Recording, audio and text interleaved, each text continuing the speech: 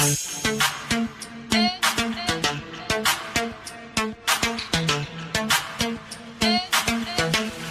a pattern for the last 2 years or so. Once these girls they say my fiance, it's a wrap on anything that the dude does is stupid, any kind of abuse,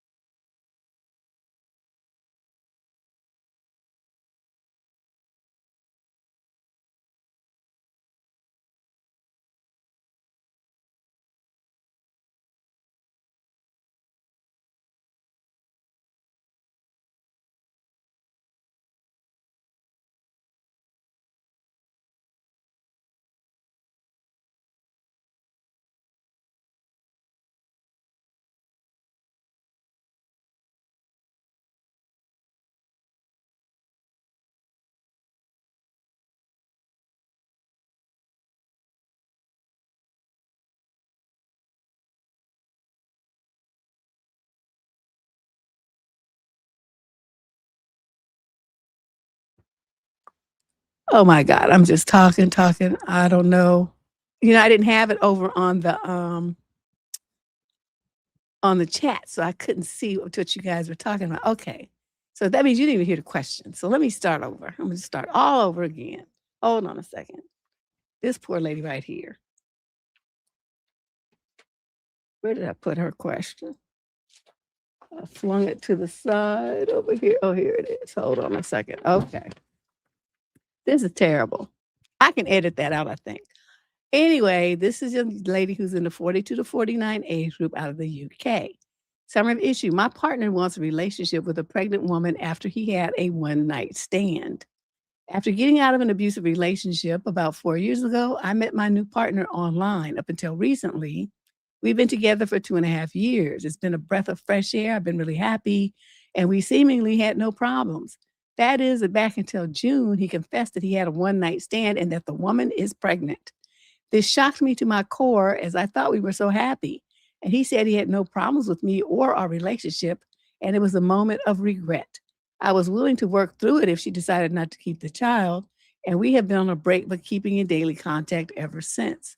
However, he has no children, and this has made him realize how much he wants a child. We are both in our 40s, and I have 2 teens.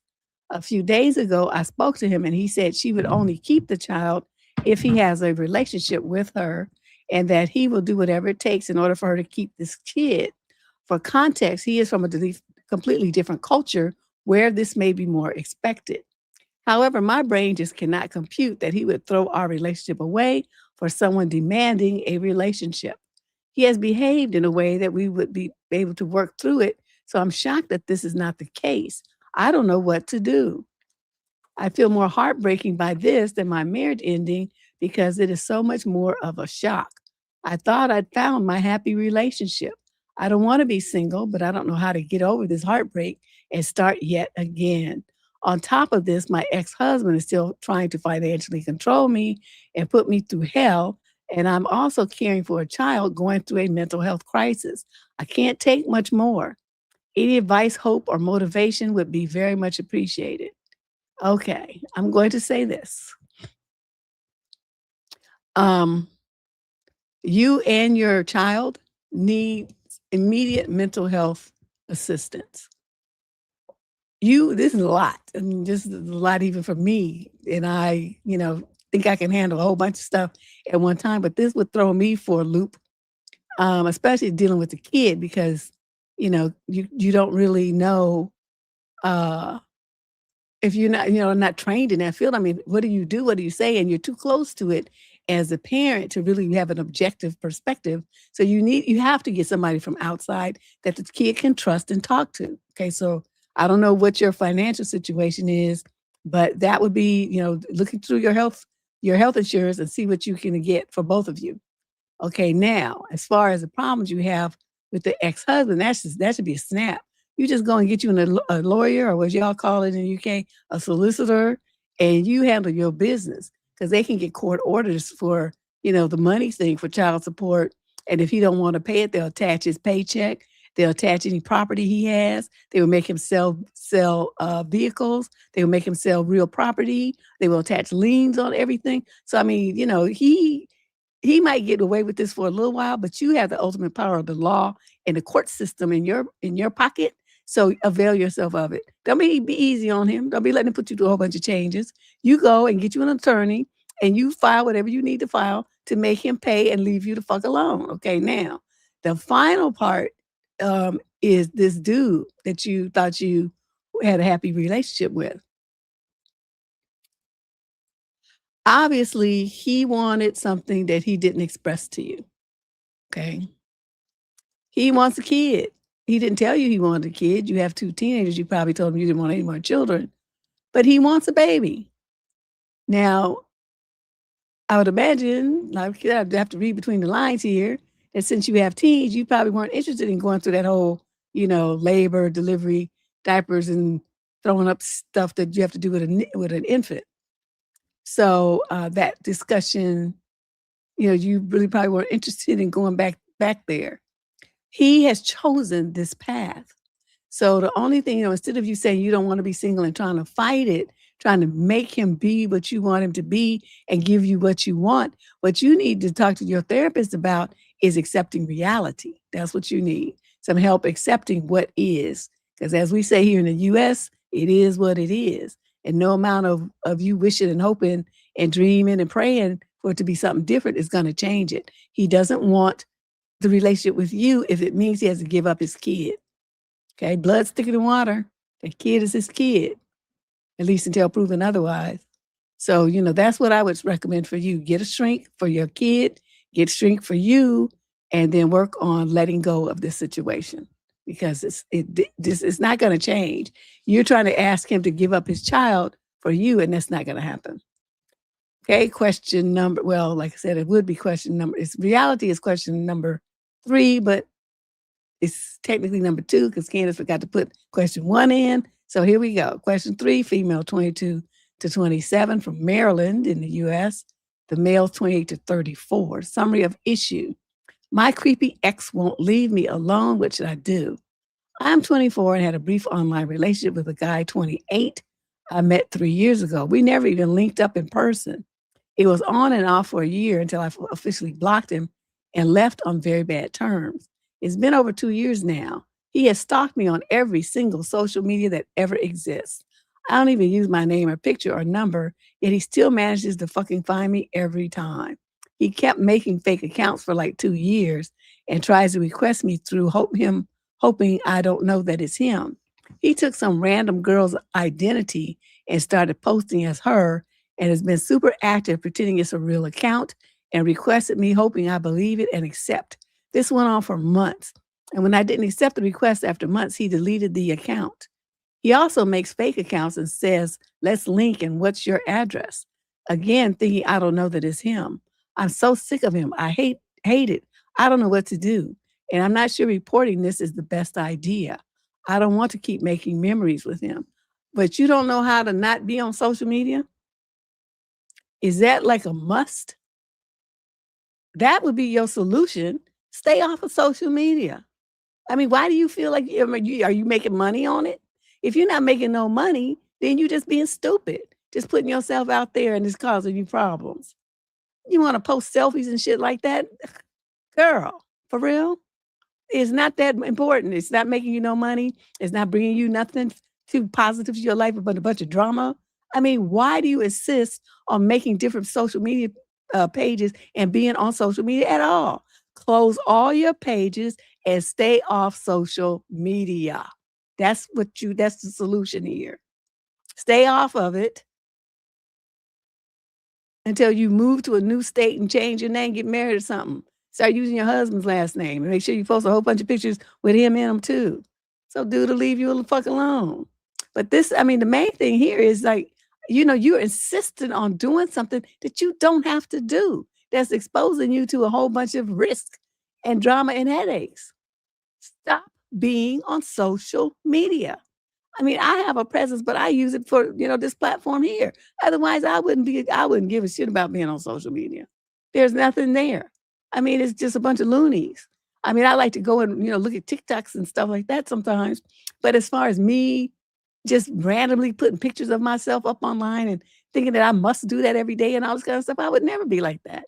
I don't understand why you young people think that you need to expose your whole life and your safety just to have an online presence. It makes no sense to me.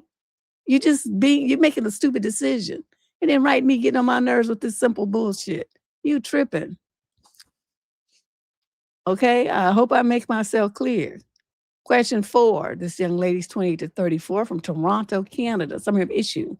I found a message where my boyfriend told another woman that he didn't have a girlfriend, even though we've been together for a year. My boyfriend is 28 and I'm 28 too, and we've been together for a year now. This is probably the healthiest relationship I've ever been in. He's genuine, treats me well, has a good heart, have a lot in common, same sense of humor, basically checking all my boxes in a life partner, except you can't trust him because he doesn't want to tell people that you're together. So isn't that kind of important? I mean, all these other things are great, but the foundation is fucked up here. All right, let's see what you're doing. Yeah, I dated a whole bunch of dudes that don't have a social media presence. And you know why they don't have one? Because they players. Now, did I say I fell in love with them? Did I say that I was with them? That I was engaged to them, married to them, committed to them? No. I said dated. They don't have no social media presence because they know that's a trap. That's a trap for dumb bitch shit. And any woman who is having trouble with men being dumb clowns should understand that's the way to, exit stage left from that stuff. You don't need to be on social media unless you're making some money. Okay? It's part of your career. It's part of your business hustle. Something. If you're making money, then yeah, you need to be on social media. Everything else is just, especially if it's gonna bring you issues and drama, it's just drama. So, I just don't even understand why she's tripping like that. So anyway, her boyfriend says that he didn't say, okay, so let me pick up where I left off. From the beginning of our relationship, we made it clear that cheating is a major deal breaker because we both have bad histories with cheating. We've had heart-to-heart conversations about it, and he even teared up once, begging me to never put him through what his ex did. He's a personal trainer. Oh. And recently I came across a conversation between him and a woman he used to work with at a gym who's also a personal trainer. She asked if he still had a girlfriend, and he replied, nah. She apologized for the sad news, and he basically responded, it is what it is, life goes on. I've tried looking at it from every angle, but I can't come up with any other explanation for why he'd say that. I don't think he's ever cheated on me or hooked up with this girl, not yet, but I don't know what to do. I've always told him that if he ever cheated, I'd leave immediately, no questions asked. This isn't cheating, but it feels like the start of something that could become cheating. At the same time, he tells me all the time that he loves me and that I'm his dream girl. I've been debating whether to even bring it up. I know I'm going to get a lot of hate for this, and honestly, if I were reading my own story as an outsider, I'd probably say to break up with him too, but because this is the healthiest relationship I've ever been in, it's hard to let go, especially since we've already talked about marriage and kids. Okay, you talk about marriage and kids with a man who doesn't even want to acknowledge that he's in a relationship with you? Somebody make this make sense. All right, I know that once I bring it up, if he has no reasonable explanation, it'll probably end the relationship. Good riddance. I just don't know if I'm ready to let go yet. I really need advice and maybe some courage to do what I know I need to do. What should I do? You should tell him. He's like, I came across this, and where you told this girl that you were not in a relationship, I need to understand what motivated you to say that. And then, don't say it in a way like, you creepy, you lied. Don't do all that. Don't do all that. Just say, I want to understand, your perspective, why you chose that response. Conversation, because you want to try to understand what twists and turns his morals and values and his commitment went through before he opened his mouth to say that shit. And so then you wait and you sit there patiently with your legs crossed, looking at his face because you want to see the micro expressions that go on in his face as he lies his way through it. And then you say, I see. Well, from my perspective, what you did, even though that's not technically cheating, at least not, all the way, what it sounds like to me is you're leaving the door open to let her think that you're available for monkeying around and going on dates and being free as like a single guy, even though from my perspective, that's not the case. So I'm going to say this, what you have done is greatly disrespected me and our relationship. So I want you to pack your shit and get the fuck out. That's what I want you to do. I am not going to be treated like this. I'm not going to have a situation where I cannot trust the man that I'm supposed to be in love with, I'm supposed to love and be proud of his relationship with me. You are hiding it for whatever perceived benefit you think you're going to get from this woman. And I'm telling you right now, I'm not saying you can't do it, but you're not going to do it and still have me waiting for you at home. That's what we're not going to do. So get your shit and get by.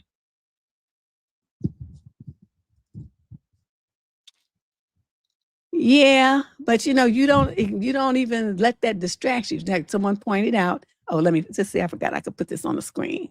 One of the viewers pointed out that you might bring it up and him going to flip it around to, start accusing you of violating his privacy, and that it's a, distraction tactic. And that's very true. But that's why you don't even acknowledge that. You stay focused on what your issue is, which is what I said. You go like, whatever he says. I don't care what he says, because what he's saying is irrelevant, because the bottom line is you were grossly disrespected. You were lied to, you were manipulated into a relationship with someone who doesn't really see himself as being in one with you. So, it's like a one-sided commitment. It's not equal. It's not equal. And so, my number one motto on this channel is that you mirror energy. Okay. So his energy is he want to be acting like he's single and free and available. So you let him be that. There's no need to get mad. You don't get mad. You just tell him to get the fuck out. That's what you do. So, okay. Now you gonna say, well, it's the healthiest relationship I've ever been. This is a training ground. Okay. Just like, when you learn to ride a bike, right? First you had a tricycle. That was your other relationships. Then you got a two-wheeler with training wheels on the back because you couldn't really balance too well by yourself yet. That's this relationship. This is the training wheel relationship. It taught you what it feels like to ride a two-wheeler, but you're not quite on your own yet. You're not quite ready. It's not really ready to sail. Okay? It's kind of stumbling a little bit. That's what I call a training wheel relationship. Now, once you dump him, you pull off the training wheels, you will have developed the skill set, the understanding, the communication skills, and the self-esteem to integrate yourself into a relationship with someone who respects you and who truly loves you and who's truly devoted to you. That's not this dude. He's the training wheel relationship. Okay? You're going to move on from this shit. As we say in the hood, I wish a motherfucker would. We're not doing that. You're not going to talk to me like that. You're not going to treat me that way. So all my friends and family, everybody thinking you my boyfriend, but you around here telling people that you single? No, let's go be single then. Get out. Right? Question 5. She's 18 to 21 from Laredo, Texas. Summer issue. I am so angry. I refuse to clean up the mess my brothers made. So me and my mom went away for 3 days. I left the house clean. So how is it my fault they didn't clean it all while we were gone? Why do I have to clean up their mess? They obviously did nothing but play games all night. They barely even fed the cats. And my mom has the audacity to ask me to clean? Deb, there are ants all over the kitchen. She knows I'm afraid of ants. Oh, and them ants in Texas are like, they are bodacious. They don't give a fuck. How am I supposed to clean this? Usually I just shut up and clean, but I'm really mentally tired. Till when am I supposed to clean after them? They are literally fucking adults. And what's more disappointing, my father stood and watched. Dude, what the fuck? I'm not a machine. I get fucking tired. No. And I tell my mom that they should do it since they caused it, but she got upset and said, why can't I do it? Hello, miss, they did it, not me. And I told my other brother to clean, and he refused, saying that he's tired from, quote, working. Mind you, it's his fucking shop, and it takes 5 minutes to get there. And all he does is sit in a fucking chair. Then he went to sleep, that fucking sleeping princess. She's hot. And he still have the audacity to ask me to make him dinner after he woke up. I said no. Then he usually went to cry about it to his mother. He literally just have to microwave the food. And my other brother just woke up like he'd done nothing and went out. My mom also went to sleep. She probably thinks guilt will overtake me and clean, but fuck you, mom, I'm not doing anything. Our house literally is not that big. Why can't they just help? Oh, and my fucking little brother, every time I tell him to do something, he takes hours to do it. And even though that little shit makes me regret asking him because he keeps shouting and screaming, chill, bro, I didn't interrupt your meeting. You were just watching fucking YouTube shorts. God, that's what happens when both the parents are adult children. I really need a long-term vacation from them. Okay, so obviously she doesn't really have a question, but this she's fed up to here with these people. What did you do, the 18 to 21 age group? So at some point, what you need to do is figure out how to move out. Okay, leave. Your mother wants to treat them like they're passenger princesses. Let her do that. You move out and you leave them to their own devices. Say, I can't do this no more. My name is not Mabel. I am not your mother and I'm not your maid. Y'all can live in here with all the ants, mice, roaches, critters, armadillos, whatever you want to see when you come up. Because them armadillos look like giant rats with hard shells. Have you ever seen one? Oh my God, the first time I saw one when I was in Texas, I wanted to run away screaming.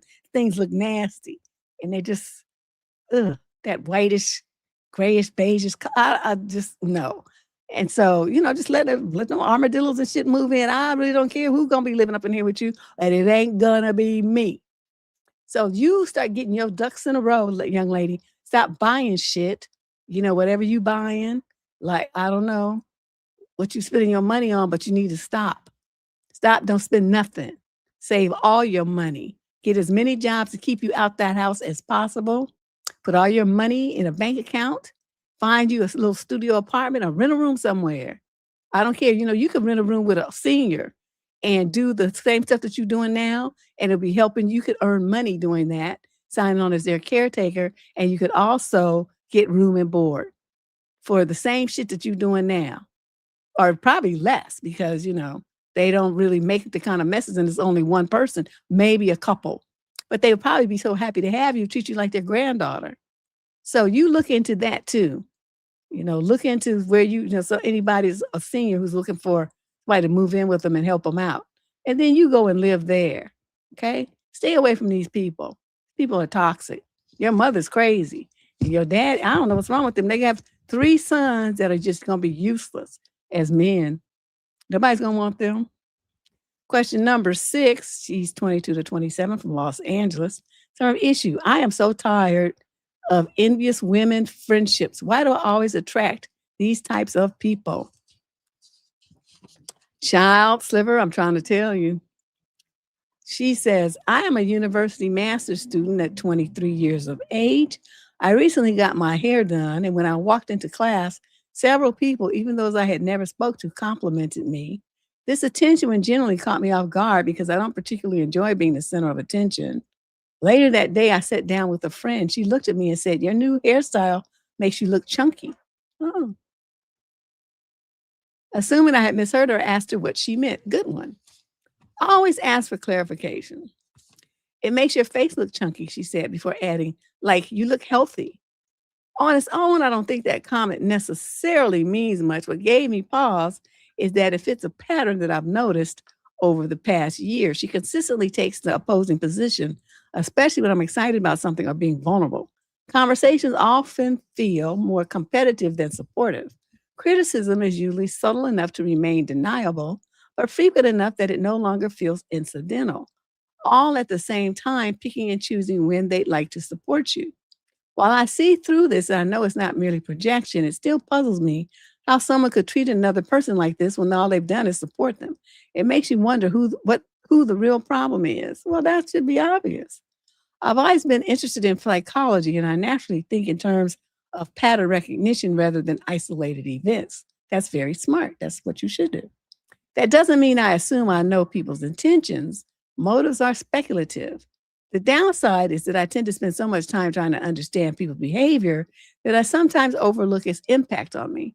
Because I know it is envy and projection, I end up pitying them, shrinking myself down, trying to help them, almost as if I have some pathetic savior complex. Oh my God, we got to get rid of that. At what point do repeated, individually ambiguous interactions stop being isolated incidents and start reflecting a broader relational pattern? Have you ever experienced a friendship where the hostility wasn't overt, but the cumulative effect eventually became impossible to ignore? No, because I'm an isolated incident. I mean, like I said, I complimented you on your, looking for patterns thing, but I don't have that kind of patience. You do the shit one time, I'm through with you. See, that's a difference in us. So no, I've never had to deal with a cumulative effect because they get exactly one time and then I move on. So I've been criticized for that though, because people be like, you're so heartless, you don't give people a chance. It might have just been, they had a bad day. Yeah, whatever. I don't give a fuck. It don't have nothing to do with me. If you got a bad day, stay your ass at home, stay off the phone, don't talk to me, get yourself together, take a hot bath, go to a shrink, go to the gym, do whatever you need to do. Do what you need to do, but do not bring that shit to me and expect me to deal with it and be receptive to it. I'm not going to do it. I don't have the time. Okay. I don't have the interest. I don't care. So, I'm looking at this girl, you've seen this pattern. So the issue now is, what are you going to do about it? Because these little nasty digs, I have another friend who has a friend like this too. We were just talking about this earlier today. Now I think about it. And this woman, I mean, she does all this wonderful stuff for her, but then she just do these, like, throw these lugs and try to, like, humiliate her in front of people. Like, if they're around other people, she'd throw these lugs at her and, like, try to put her down and stuff. And so it's like she's trying to humiliate her in front of other people. It's just the weirdest behavior. So this girl does the same kind of thing. She wants you to feel bad about yourself. So the next time she does it, you have a pattern of doing this. And I'm telling you right now that it stops here, because when I get up from here, don't you ever talk to me again. I'm done.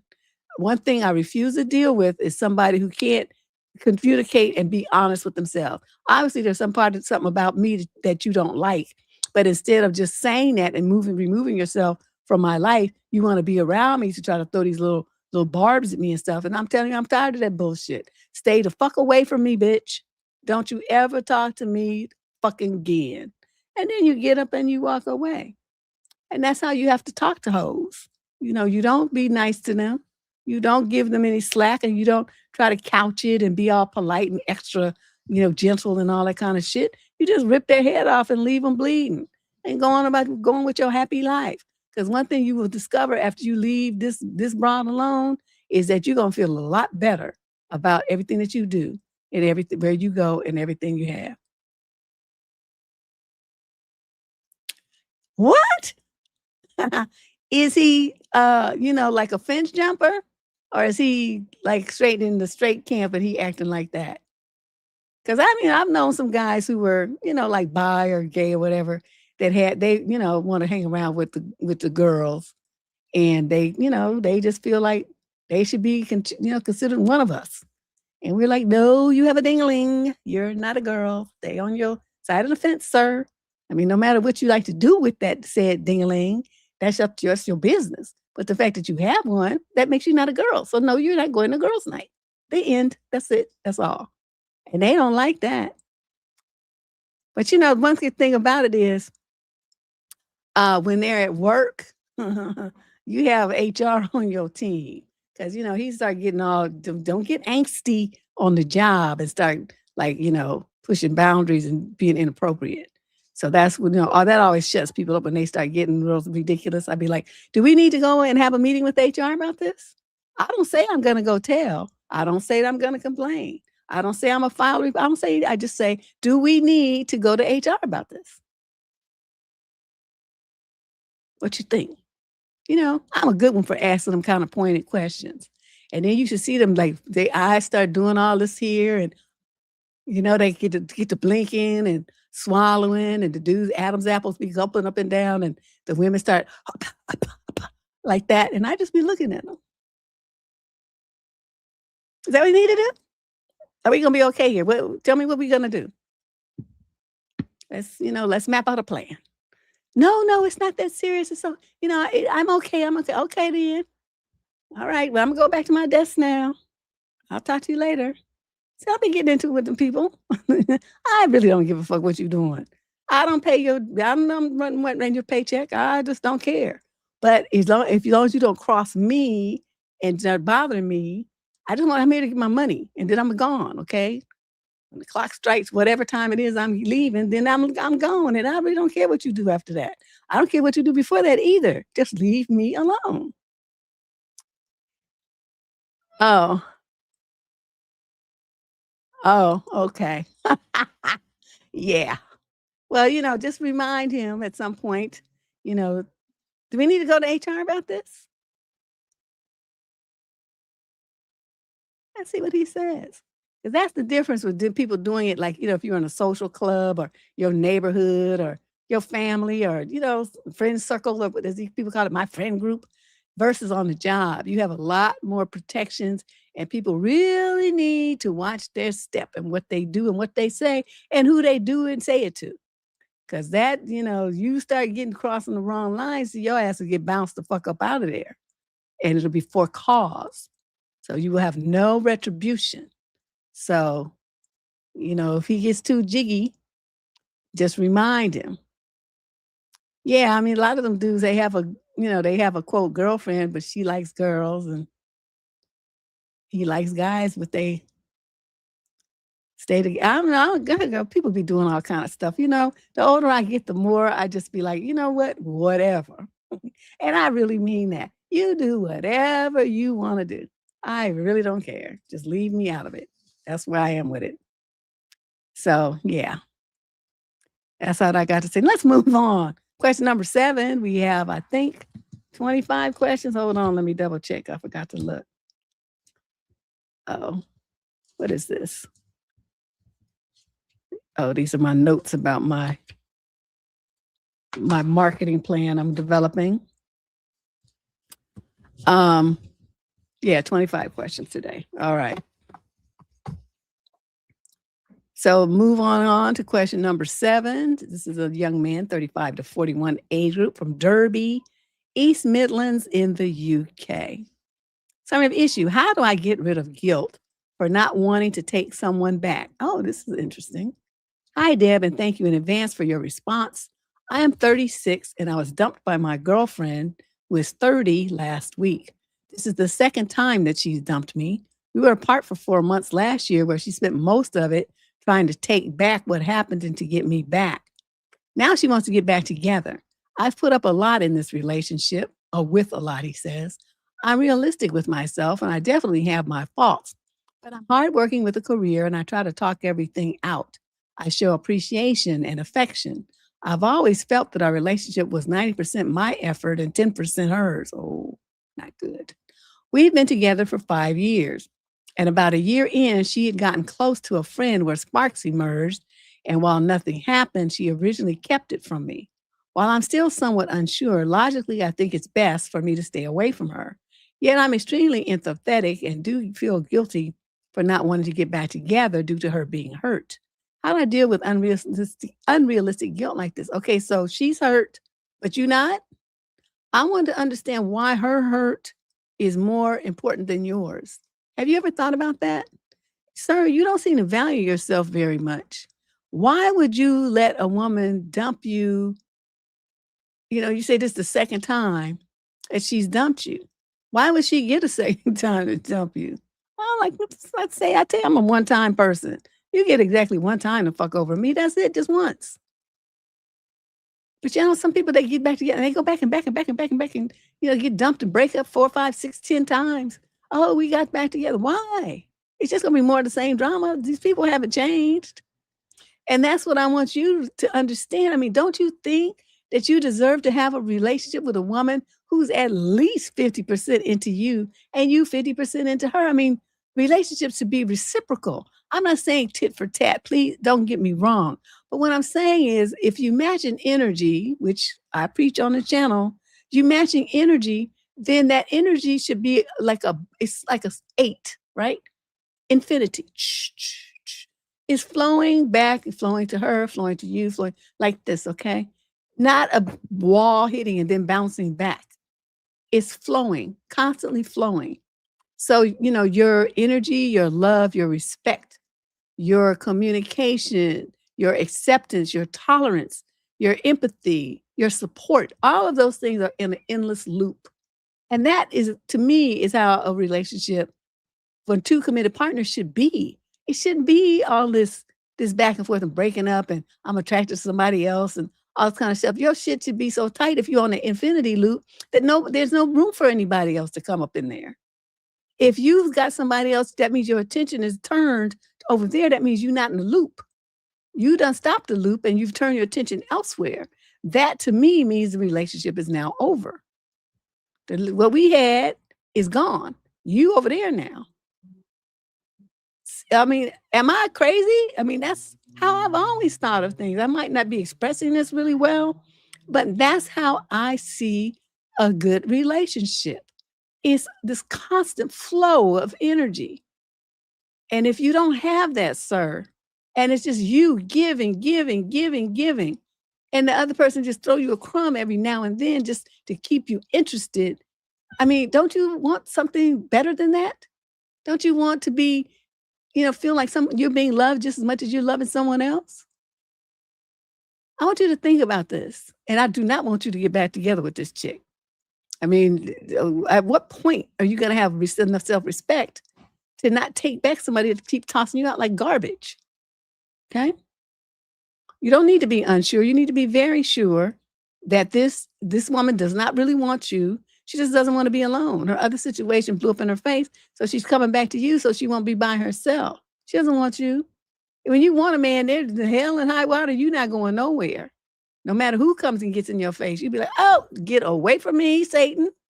I do not want you. But, here she is going to this other dude. Then she going to come back thinking that you're just going to accept her? Don't do that. She will have no respect for you at all. Yeah, I do too, because everything is so instant. It's like, that's one, I mean, the internet, I'm not saying the internet was bad. I don't want to blame it on the internet. Because, what we used to do, people have to write letters and you'd be sitting by bugging the mailman every day, waiting for a response from your pen pal and stuff. Now you just send an email. Then it became, you just send a text. I mean, that was like super instant. And that's what our kids these days, the young people are used to now. They don't have the patience that we used to have prior to the 90s when all of this stuff, started being widely accessible, available to people. Before that, you just wrote a letter. You made a regular phone call. If they didn't answer, then you couldn't even, first of all, you couldn't even leave a message at first. Then they came out with answering machines. I remember that. Then they came out with voicemail. So all these things that young people take for granted now, all these things have been invented in my lifetime. I mean, it's not that long that all these technological advances have been around. So people now have lost the ability to have patience and to build something with someone and to communicate and using real words, not like, IKR and all, I mean, everything is just shortened and clipped and they want everything right now. And it just doesn't happen like that. That's not real life. So you got all these people with anxiety and depression and stuff because they have all these unrealistic expectations. And then they come up against, the people who are running the businesses like the boomers and the Gen X's, and they ain't about that life. So, you got these millennial kids thinking everything's going to be instant, and these Gen Z people. And so they are frustrated and on antidepressants, anti-anxiety medicines because things aren't going the way that they think they're going to be instantaneous. And other people looking at them like, where you get, who told you that was like what life was like? You tripping. Slow your roll here. So it's really interesting to watch this dynamic break down. I guess I was born at a very interesting time in life.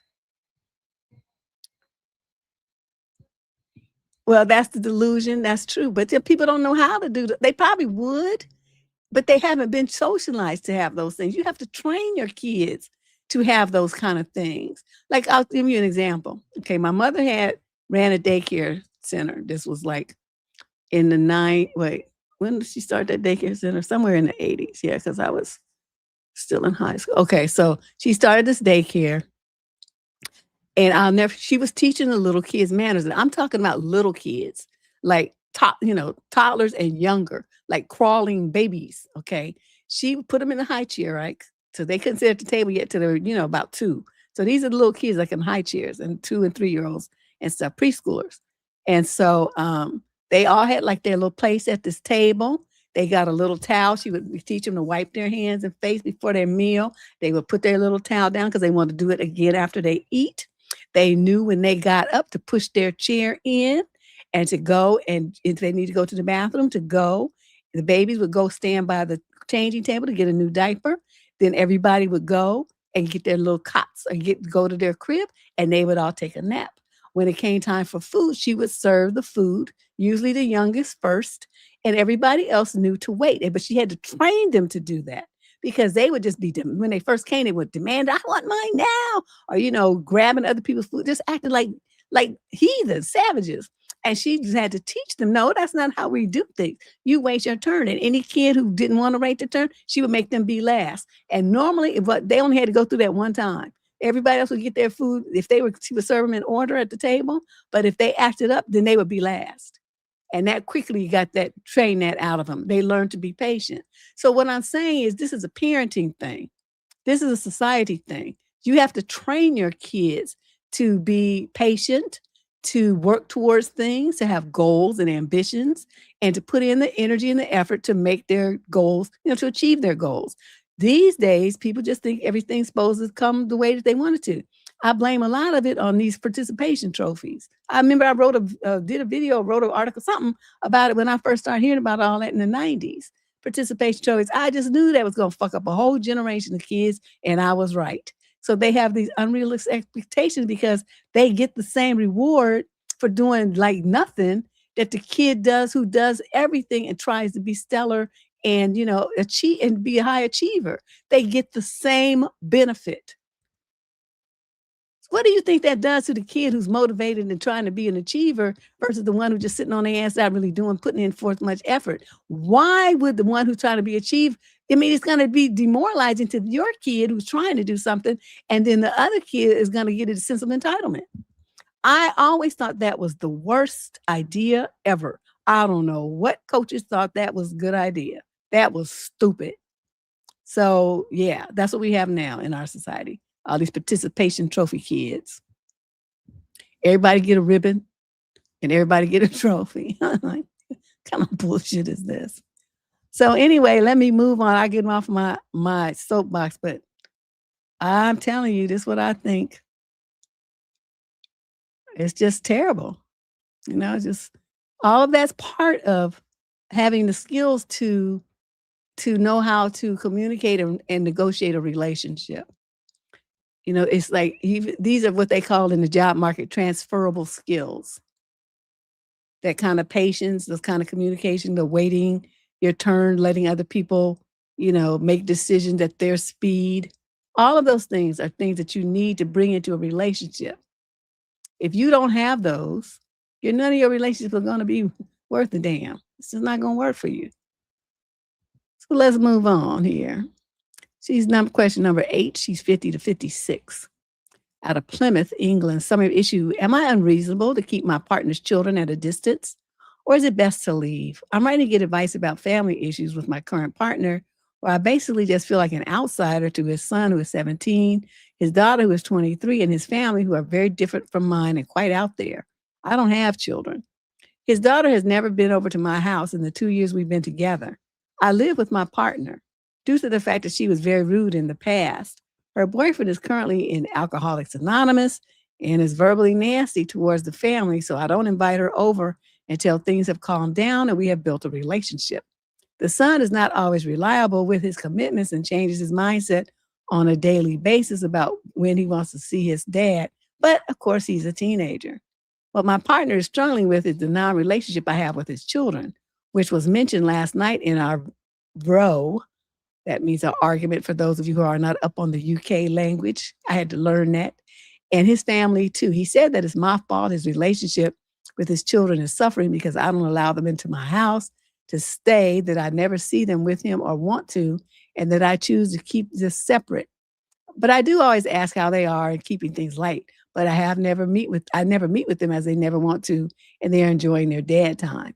So what I'm doing now is never mentioning his children to keep the peace. Last night was completely blown up in the air, which resulted in me having to resort to driving in the car for an hour to calm down. He was angry and shouting and saying I can F off and that I am really negative.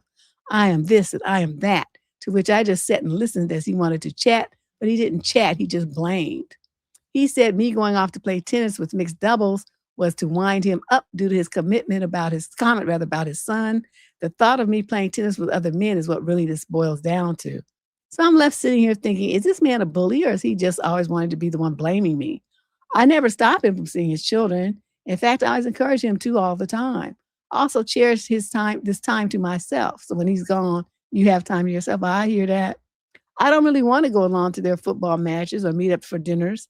His son never talks to me, and his daughter's very close to my partner's ex, the mother of his son, as well as her own mom. She has no interest in me or asks about me. I've never felt worried before, but for the first time in a long time, I have thought if he keeps making me feel awful about myself and I'm always the one, and he's always the one overpowering me and Rose, how can we possibly resolve this? I feel completely and utterly powerless, weak, and beyond vulnerable. Sorry, feeling a little vulnerable here and kind of lost. I was even contemplating seeing a therapist. I feel so odd at present. I'm thinking because I don't have this nice feeling of peace with his family and his children, and our roles are like this. Is it really worth staying? Nope, it's not. Let me tell you why. Because you have a fucked up, unrealistic idea about what it means to be a parent. Since you don't have any kids, and obviously you don't have any nieces and nephews that you socialize with, or no young people. Doesn't sound like, because otherwise you'd have a better understanding of what this means. When you're dating somebody who's a parent, whether they're a single parent or not, because moms are there, so he's not like he's a single parent, but he's still a dad, still a parent. When you date a parent, it's a package deal. You get the parent, but you also get the kids. You seem to have ignored that fact. You just want to have him. It don't work like that. It's a package deal, chick. And you want to keep yourself a separate and apart. I mean, I could understand not want to have some drunk alcoholic weirdo that says rude, nasty things to you in your house. I could understand that. But you could still meet the daughter out and have lunch and go shopping or get your nails done or some shit like that. You could extend an invitation or like, let's go get a mani-pedi together. I'm going to pay for it and let's go do that. And while y'all sitting in them chairs and people digging in your toes and in your hands and stuff, y'all could have a conversation. Then maybe grab a little bite to eat. But you're not making any effort at all. Do you understand how this looks to him? How this makes him feel? So in this situation, as you describe it, I think it is best for you to exit out of this relationship because you don't seem to really have that understanding and it doesn't seem like you want to have it. Okay? That's what I'm going to say to you. Question number 9. Female 22 to 27 from Edmonton, Canada. Summary of issue. How do I actually stop caring what other people think of me? Oh, I forgot to put my little thing up here. Hold on a second. For people that want to send in their question, you want to submit a question to this column because you're a brave soul and you think you can handle my response. Just scan that QR code and then fill out the submission form and send in your question. I'll leave it up the rest of the show so it'll be up there for you to see at all times. Just scan that and send in your question. All right, so let me get back to this. She wants to know, how do I stop caring about what other people think of me? Hello, ladies. I'm 24 and I've always been really self-conscious. I grew up with social anxiety and have been diagnosed with bipolar disorder. See what I was saying? Lately, I've realized how much my life is controlled by worrying about what other people think. At work, I'm constantly anxious about drama or whether people are upset with me. With friends and my boyfriend, I'm terrified of disappointing anyone. I even overthink posting on IG because I'm worried about being judged.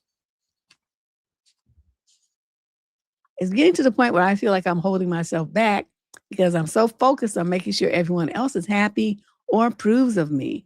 I also carry a lot of shame around simply being myself, which I know is partly because I don't have a strong sense of self yet. I've tried reading books, listening to podcasts, and reminding myself that people probably aren't thinking about me as much as I think they are, but none of it has really clicked. For people listening who used to be like this, can you post in the comments what actually helped you? Was there anything practical that made you care less about other people's opinions? Ooh, this is a common problem, especially, well, no, I'm not even going to say just with girls either, because dudes do it too. That's why they always want to brag about their car and, how much money they make and, how many cars they have and how much stuff costs or whatever. I mean, it's the same thing, the fact that they got a bad babe and all that stuff, it's the same thing. They're worried about other people's opinions of them and they want to fit in and they want to be considered one of the guys. Okay. So it's not really just women. It's a thing that people with low self-esteem and lack of confidence in themselves have. Now, the problem that I have with this is,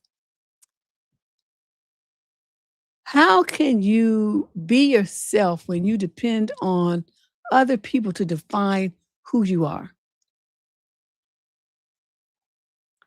How does that work? Because see, every time you come across a new circle of people, they're going to see you in a different way. So are you going to be constantly bending and flexing and trying to change and fit into what they think you should be versus what you think you should be? You see why I'm like, how does that work? I mean, as you go through life, when do you ever Get in touch with yourself and be yourself, because you're always trying to please all these other people, meet their expectations of who and what you should be. I don't get it.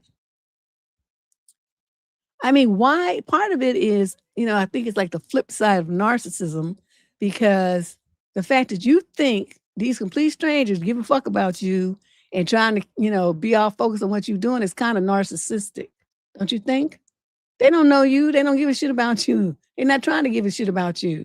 But yet here you are worried about what they think about you and thinking that they're judging you and stuff. That's a narcissist. You feel like, you're so almighty fucking important that everybody's focused on you. Nobody gives a shit. Okay, that's the first thing. The second thing is, even if they did give a shit, I mean, so what? What value are their thoughts bringing to you? That's, I don't know, even as a little kid, I mean, I know people are like, well, you were raised different. Just, I don't know that. But it's just like, I just really have never cared about what people thought except for one time. My daddy beat that shit out. Well, I mean, not beat, but I mean, okay, I got a stern talking to, because I could never forget, I was about 8 years old, right? So I'll never forget.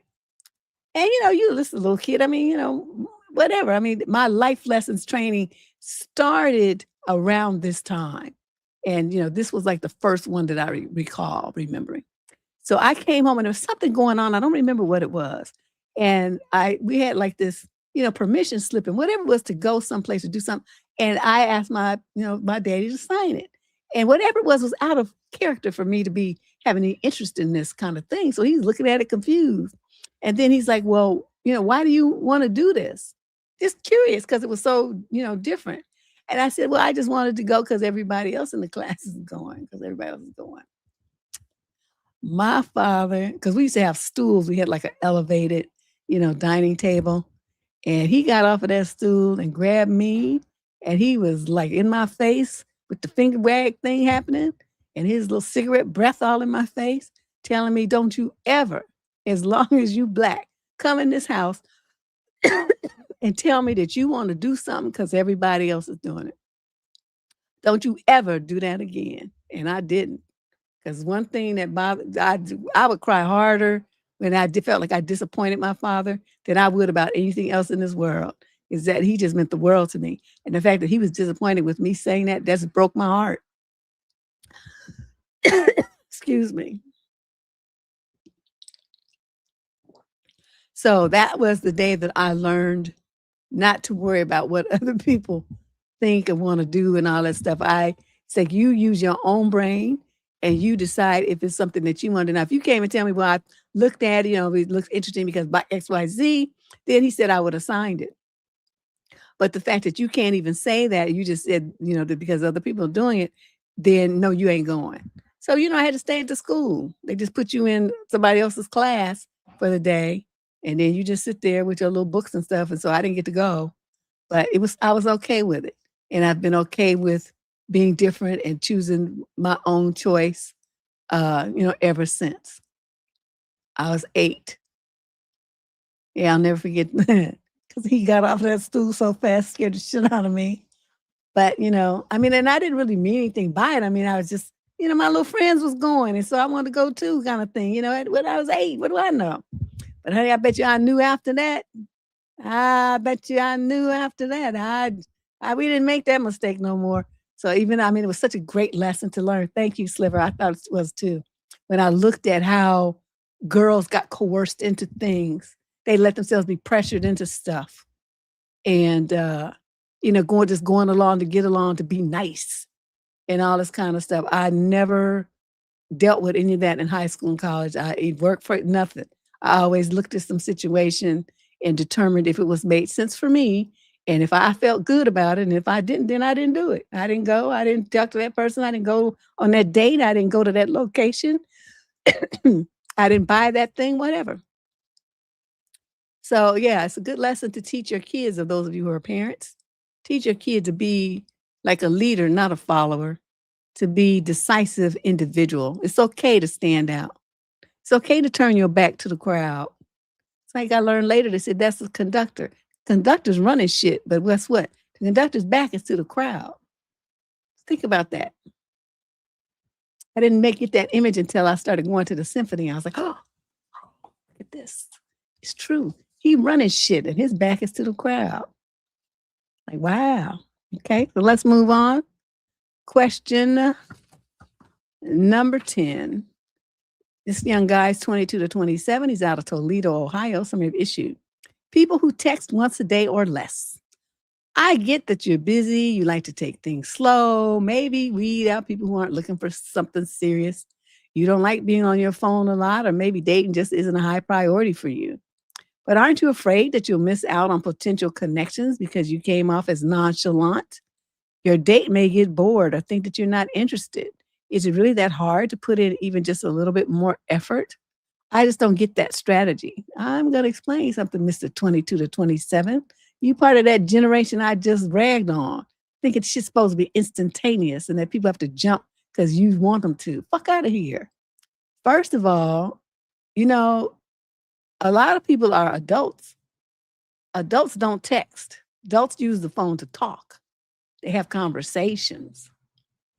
Kids text. Now, if you got that mentality where you expect to have whole conversations by text, it shows that you're not really ready for a relationship, because that is a very poor communication tool. It's too easy for people to misunderstand, and you can't express full sentences and thoughts. No emotions come through with that. You got to use emoticons. It's just stupid. That is a stupid way to try to build a relationship and a connection with somebody. Okay? It's a lazy way to do things. Now, what you're upset because you want to be a lazy bum, and the women that you're dealing with don't want to participate in that lazy bum shit. They want you to act like a fucking man and pick up the phone and have a conversation with them. Now, this is where we run into a problem with these. I don't want to text. I would look at the text on the thing and just be like, turn face down with the phone. I turn the phone off. I just not going to do that. So, but you got to train me in how to deal with you, and they be like, well, you don't text me back because I don't text. If you want to have a conversation with me, you need to call. Oh, you like that? You want a conversation? No, I don't want a conversation. I mean, I'm just saying, if you want a conversation with me, that's how we're going to have it. Now, you don't have to call. I'm not saying you have to call me. But if you want a conversation with me, that's the only way it's going to happen. Either in person or on the phone. I don't do texting. And then they just be like, tripping. Like, wow, like, you're not going to let me be a lazy bum. No, I'm not. You're going to put in some fucking effort, sir. So, ladies, stop letting these men get away with this. It's such a lazy bum way to try to connect with you. And it's just such a non-committal, just stupid. I mean, he's sitting there playing video games with his friends or watching TV or something. He's sending you a text and you be all over it like it's meaningful.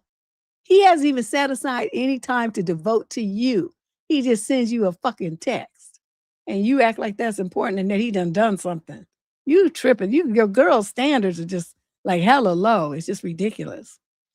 So this, I mean, as you can see, I'm just not feeling your letter at all. I just think you just are like the lowest of the low. Luckily, you're young. You're only in the 22 to 27 age group, so you have time to, correct this. But if you want to have a solid relationship with a young lady, women are very auditory. Looking at a screen, that don't do it for us. We need to hear your deep, rumbling, masculine voice. That shit is sexy as hell. Of course, if you have one of those squeaky high Mickey Mouse type voices, never mind. You just send a text. But, you got a nice voice and stuff. She want to hear you. Like this guy. Okay, there's this guy on TikTok named Kenny. He's an Asian dude. And his little thing is, want some? And he like holds the food up to the camera.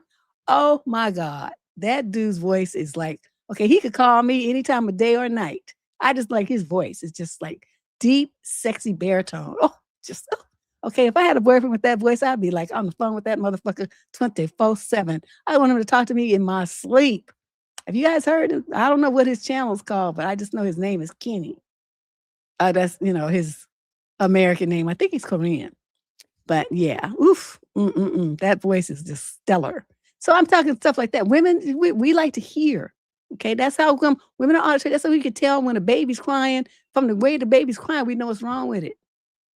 We can tell when you walk through the door, the way that you talk to us, we know that you up on some bullshit. Now, she might not say anything. If you were paying attention, you would look at her face and you could see that she knows that you on some bullshit. She might not be ready to say anything or do anything about it yet, but don't think she don't know. She can tell by your voice, the way you breathe, the way you walk. Women are very auditory. We know everything. Okay? Don't be trying to get away with nothing.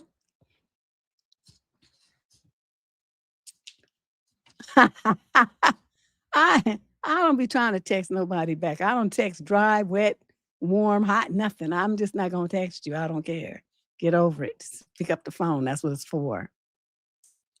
So yeah, so this little dude. Okay, let me move on. I'm taking too long. Question 11. This young lady's 18 to 21 from St. Paul, Minnesota. Summary of issue. I am so over having to wake my brother up every morning. Currently it's summer vacation. I'm 16. Oh, so she's young. And my brother's 13. And we're at home, but I just now decided to bring this issue up, and I hope you answer my question, even though I'm not 18 yet. So this whole school year of me being a freshman, I've had to wake my brother up multiple times. I've tried to reason with him. I really have. But all I get is me getting called a bitch. What? And he walks away scot-free. I've also talked to my therapist about this, and they've said to try and talk to him. And I have so many times. You need a new therapist. He's entering 8th grade, but doesn't seem responsible at all and is irritated. He doesn't even try to use his alarms. Auntie, what should I do? What you should do is record him calling you names and then go and play that to your parents and then play that to your counselor and play that to your therapist and say, this is why I'm not going to be trying to wake up my brother anymore. He's going to suffer the repercussions of his oversleeping. If he gets detention, if he gets expelled, whatever happens to him, that's going to be his fault, his responsibility. He's not a baby. He's 13 years old. In 5 more years, he'll be an adult. At what point is he going to start, taking responsibility for his behavior? That's what you need to say to your therapist and your guidance counselor and your parents. Say, don't ask me to wake him up anymore. I'm not going to do it. Now, I had that problem too. My father thought it was supposed to be my job to wake up my brothers. Okay. Just because I didn't even need an alarm clock. I would just wake up. I'm still like that. I'll put in my head, okay, you need to wake up at 6 o'clock. At 6:01, 5:59, my eyes, bing, pop open. I have, that kind of mental control. My brothers were just sleeping and, you go wake them up and they still want to sleep and stuff. I told my mother, I don't want to wake them up anymore. She's like, what are you talking about? I said, Daddy told me that I need to wake them up. She was like, what? So after that, she my father had as the lady called it in the previous letter, a row. And then he said, oh, you don't have to wake them up no more. Your mother. And so I don't know what my mother said to him, but I didn't wake them up anymore. He got them alarm clocks. And then if they didn't sleep through it, they got their asses beat. And that was the end of that. After that, a couple of times, they got up. I was already at school. You know what I mean? I would go early because I had like extracurricular stuff. But they was trying to be bums. I'm like, no, I'm not doing this. So that's what you need to do. Especially he calls you names. My brother knew better because they would have died. Oh, my father would have killed them if they ever called me a B word or anything like that. But, your brother's trying to call you names and stuff. Record it and give it to people who are in a position to do something about it, because that's verbal abuse. And you're not there to be taking that kind of treatment from anybody. Okay? So you record it on your phone. Question number 12. She's 22 to 27 from Bristol, England. Summary of issue. My dad is angry that I told him no to letting his dog sleep in my bed. Okay. My dad and his partner are traveling to a wedding overnight and have asked me to look after their dog in a few weeks' time. I'm not a dog person in general, but I do have a soft spot for this particular dog. So I said yes. Fast forward to today, and my stepmom has messaged me saying how the dog likes to sleep in bed and have cuddles at night. I replied something like, oh, that's cute, but you have to bring a bed for her to sleep in when she stays here. And now my dad is kicking off at me, saying I'm disrespectful and talking about his dog as though she is dirty. Am I really being extra here? I have some pets, but they don't go on the beds. I'm also pregnant, vomiting a lot, and I don't like to be touched at the moment. The thought of the dog smell in my bed makes me gag. My partner wants me to just tell my dad to do one. Okay, I don't know what that means, but your partner should call your father and say, Your dog is not coming here. My girl is pregnant, smells bother her. Nobody sleeps in the bed with me and her, and then we have our baby. Maybe the baby, no animals. If that's not going to work for you, then you need to make other arrangements for your dog while you go to this wedding. That's what your partner needs to do. He's supposed to be the man in the house. His job is to protect you and his unborn child. What kind of men are these days? They just don't. I mean, I'm a woman. And I'm just putting myself in that position. If I were the dude and you told me some shit like that, my girl told me some shit like that, I would go, oh, what's your daddy's phone number? And I would be on the phone with that motherfucker telling him what's for and don't even think about bringing that mud here. That hairy, stinky ass dog. Put that dog in a fucking dog kennel or something. Or find somebody else to be bothered with it. Don't bring that shit here. Because if you bring it here and think you're going to leave it here, I'll take that motherfucker to the pound. I bet you that. So you better listen to what I say, Pops. Don't bring that mutt here. It's not sleeping in our bed. And as a matter of fact, I don't even want that mutt in the house. That dog hair everywhere stinking and drooling and shit. No. Keep your dog at your house. We don't have no dogs here like that want to sleep in the bed. Well, you can put that shit in the woods. I mean, I just let it be feral for a week or two, be all right. Just go back and whistle for it like Lassie. It'll come running. I just cannot with these people. They tell them they fur babies. And then, it's one thing if you do that at your house, you know what I mean? You want to sleep in the bed with a furry animal, that's your business. But you don't have the right to dictate what other people do in their house. Oh my God. Oh, my daddy got cussed out so fast, so hard and so long, even suggesting some bullshit like that. Oh no. Mm-mm. You know how I am about animals. That's why I have turtles. I don't want no fur, no feathers, no nothing, dander, no nothing in my house. I just don't like it. I don't want to be bothered with it. The turtles go around and they don't make no noise. And, they cute. They follow you around and stuff. And they sit in a little sun bath. And then they eat and then they just go to sleep. And it's lovely. They're quiet. Question number 13. She's 42 to 49 from Leeds, England. We got a lot of letters from the UK this time. Some issue. My boyfriend is strange with money. My boyfriend is confusing to me. We've been together about 1.5 years, and we're both 47 and divorced. I have 3 kids with shared custody. He has 2 that are 15 and 12 that he sees every other weekend. He's lovely with my kids and easy to be around, a bit overly chatty, but, it's okay. He's generally kind and patient, has gotten over pushing us to live together, which was driven by the fact that he hates paying rent, but has now put in an offer on buying his own home. There's a money issue, though, and I've tried to be fair and patient. On our first date, he didn't take his card out to pay, so I paid, and he later said he liked that I didn't expect him to pay. I didn't, to be honest, but told myself, why should the man pay? Psh. Okay, but you don't understand. That's a bad dynamic to set in motion. Let's see how this works. He paid for our second date to a simple Vietnamese place, but I could feel his tension, shuffling his cards to choose which one to use. But he was sweet, so we carried on, see? He was hoping doing that thing where he was shuffling, you would get frustrated and just say, oh, I'll just pay. That's what they was doing that for. On our first road trip, he drove, so I offered petrol money. He accepted, and from then on, it was clear that I pay half for petrol, see? Meals were always split. I spoiled him as I like to on his birthday in a lovely restaurant with gifts, etc. On my birthday, he got me a pair of earrings on sale on Etsy, which were pretty, and took me to a restaurant, but tensely said, is this the kind of place you get starters? So I obviously said, no need and only a cheap main. Oh boy. Yeah, my turtles they like dogs, so they want to follow you around and sleep on your feet and poke you with their little nails. But they're just one of them sleeping on my foot right now while I'm doing the show. So a few weeks later, when he said he wanted to see me, so would go to his favorite Chinese on the way and bring it to mine without offering to get me some, I calmly told him I'm struggling with this constant splitting of things. He should trust that I'm not after his money. And I took him out to celebrate his new job, etc. I am a generous person. To make up for the birthday, he bought me flowers and mentioned how they are good value at some store where they were from. Fast forward to this day, to his birthday coming up in 2 weeks. I was honestly so nervous about him spoiling it, so I booked myself a cottage in Wales for a couple of days, but I told him to please not take it personally. My ex-husband upset me on my birthdays, and I could do with a couple of days to myself. But really, I know my boyfriend isn't good at romance, and I couldn't face another awkward meal. Anyway, twice over the past few weeks, he has mentioned how he budgeted for my present a hot water bottle last month. So this month he's budgeting for the meal. He earns 50,000 pounds and only gives his ex-wife the amount of child support calculator asks of him, which is around 200 pounds-ish per month. He says because she gets children's allowance, it's not my business, but I do think kids cost more and his daughter is autistic, so she needs therapy.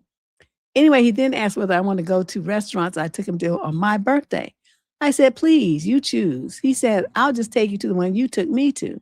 I said to him, my love, please, can we just not do birthdays, anniversaries, or Christmas? He got me a 5-pack of socks. Let's free ourselves. There's something awkward and dense with money, and it's making me uncomfortable, feeling like a work and a burden. He got very upset and said he couldn't feel more hurt or empty and is now not really talking to me. It's been 2 days. He's just so money oriented about odd things. Like he bought me some pink salt and I said it was lovely. And he said 1 pound. His ex-wife said he was controlling about money, but he said she expected him to be the breadwinner and was financially abusive. Obviously, I don't know the full story, but it all just feels so awkward. And I don't like how he's gone cold. Otherwise, he's very affectionate and sweet. Not selfish in bed, but a bit predictable in case you want to know. I already knew that. Anyway, what are your thoughts? Okay, you said he's not selfish in bed, but he's predictable. That's selfish. Because let me tell you something. When a man is really a giver, he gonna do all kind of crazy shit. I mean, just the sky is the limit. His imagination knows no bounds. If he runs out of ideas, he'll go find somewhere. And just to make sure the shit is interesting. And so, and then this one is cheap. Yeah, it sounds like she got, she's finally getting sick of it. But my thing is, how would you even ever get involved with somebody who acts like this? I just wouldn't want to be bothered at all. Thanks, Ash. I think, you should rethink this relationship. And he's gone quiet, so let him be quiet. And in the future, when you go and you meet a guy and he says he wants to take you out, keep your wallet in your purse. Even if you pay the next time or you invite him over and you cook, he doesn't bring anything. You know what I mean? That's a date too. And that's you paying, quote, paying for it. You went to the shops and you bought the food and you cooked it. That's a meal. This is valuable as him taking you to a restaurant. A lot of times it costs more. So, think about that kind of thing. What you want is contributions and respect, mutuality. What you don't have to do is tit for tat, half for half, counting to the penny at every dollar, or in your case, every pound. That's ridiculous. Okay, you leave him alone. If I were you, I'd go on my phone and block his ass. Don't call me no more. Question 14, she's 18 to 21 from Columbia, South Carolina. Sort of issue. Am I wrong for mollywopping my sister? I'm 19 years old and have an almost 24-year-old sister. We have always had not a great relationship since I've grown some independence and autonomy. I didn't speak to her ass for a long time because she was in college and I was in high school, and she oftentimes had this tendency to call me names such as idiot, worthless, stupid, crazy, selfish, etc. You get the point. Anyway, she's back for the summer looking for jobs and currently unemployed. I'm going off to my second year of college soon, but we have had disagreements about her being in my room and just yelling at me all the time for going over to my boyfriends or out with my friends. Mind you, my parents are chill with it, and this has been in my life since high school. She will call me lazy or immediately get mad if I get back from work and don't do exactly what she wants. Or we cancel on her last minute, or if I go to my friends and it's something she thinks is fun but didn't tell me she wanted to go to earlier. Anyway, basically, she keeps coming to my room, staying there, and I'm to the point where it's not okay. I like to have my own space. And she would just yell and call me names usually, so I prefer that she's not in there. My dad told her not to go in my room because it's to the point where the whole summer, she's just been causing arguments every day. I'm a very non-argumentative person. I just like to relax and go running after work. Today, she argued again after my 9-hour work today. And I decided I wasn't allowing her in my room because she has refused multiple times to leave when I asked. Later in the day, I went to my mom's room to grab a headband. Took about 30 seconds and headed back to which I found her closing the door to my room. I held it open with my arm and told her to get out. She said she just changed it, but I told her to go change somewhere else. This is my room. I then start to walk in the room and she calls me an idiot angrily. I just say, okay, and walk past. She then pushes my shoulder, to which I look back at her, but decide to just leave it until she calls me an idiot again and takes her hand and pushes my face to the point my head knocks back. I then took in my fight mode and grabbed her hair and used my other hand to punch her and scratch. Honestly, I didn't even know what I was doing, but I'm a lot shorter and smaller than her, but I guess it was just a reaction. I did it for about 10 seconds before I backed off, and she looked at me crying and furious and then started punching my head. My mother broke it up. My sister calls, wow, me an idiot again. I just closed my door, and to be honest, I wasn't very fazed. I didn't cry or have anger other than for the 10 seconds I mollywopped her ass. Was I wrong for telling her to get out of my room and hitting her back? What would you have done? Oh, I would have not. Well, yeah, she got to put a lock on the door. But I'm in full, I love mollywopping. I haven't heard that phrase in a long time. That's why I'm laughing. Oh, yeah, she needed that. She needed that. Too bad when she started hitting you, you didn't start pick back up where you left off and start beating her ass some more. But, you need to have a conversation with your parents. Like, when is she leaving? I want her out. She's a grown woman. She's in her 20s. She don't need to come there to stay. She should go somewhere else. She's an adult. She should be somewhere, especially when she's causing drama in the house. Yeah, mollywopping that's like the bomb. I'd have been like, ooh, punch her, slap her, kick her. And you only was punching her. You was grabbing her by the hair. You was only punching her. You should have kicked her, kneed her a couple of times too. Knocked the wind out of her ass. She'd have been on the ground puffing, trying to find a breath. By the time your parents came in, you could have dragged her by her hair outside your door and then slammed the door and locked it. She was just out there panting for breath and feeling all beat up. That would have been ideal.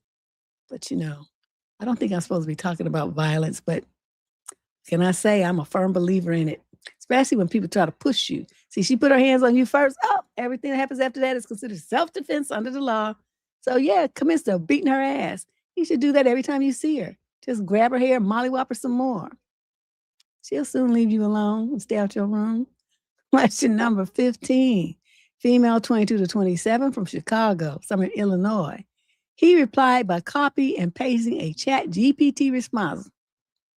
Okay, people are going way too far with this AI. Deb, I need to vent for real. Is this really what it's come down to? I mean, really? We can't use our brain, our own personalities? Do you really think that's going to go over well with someone you're trying to court as a life partner? I just don't get people. It's hard enough as it is, but now we have to worry about people relying on robots to design an entire false personality and hide their stupidity too. This is beyond sad. It's probably the biggest ick I've come across. It's like walking past a homeless person asking for spare change, and you throw a crumbled up pocket receipt and some lint in their cup instead. Like literally, what a damn. It would have been better if you gave me nothing. I already don't like it when people use AI in general, but I'm trying to be accepting of people who use it since it's become so common. But this is just pathetic. We are so cooked as a species, not even willing to give the bare minimum of a simple, dignified human response. If this was Darwin's world, you would wither away as the weakest link. I'm a very engaging person when it comes to conversations. I ask questions. I throw softballs, hardballs. I make jokes. I have witty comebacks. I send memes, music, pictures. How to get someone to know someone and how they get to know me. I try and keep it light and fun. There's absolutely zero reason that someone would need to paste a scripted response from a fucking robot to me unless you literally never have a single thought of your own and don't have a personality in the slightest. Stop relying on AI. Use your brain, people. Try. It's cool to be yourself. It's okay to fail. It's okay to be awkward or to not know what to say. Just say that. If you have to ask a computer how to respond to a simple, lighthearted message, please do us all a favor and step aside so that someone real can step up to the plate. Also, do yourself a favor and put your phone down and pick up a damn book. Please, your bloodline is begging you. Woo! She went off, AWF. You know, I don't even know what to say. I'm kind of amazed that you knew it was an AI. I don't know if I would know that it was a Chat GPT response because I don't really use it. But I probably wouldn't know if somebody sent me one. I would not know the difference, especially if I don't really know the person, don't know how they express themselves and stuff. I wouldn't know that. But I'm glad you did. But I agree with you. If somebody can't hold a basic conversation, there's really no point in continuing to try to develop a relationship with that person. It's not going to go anywhere. What they going to do? You ask them a question, they got to get in their phone and type it in Chat GPT before they answer you. Yeah,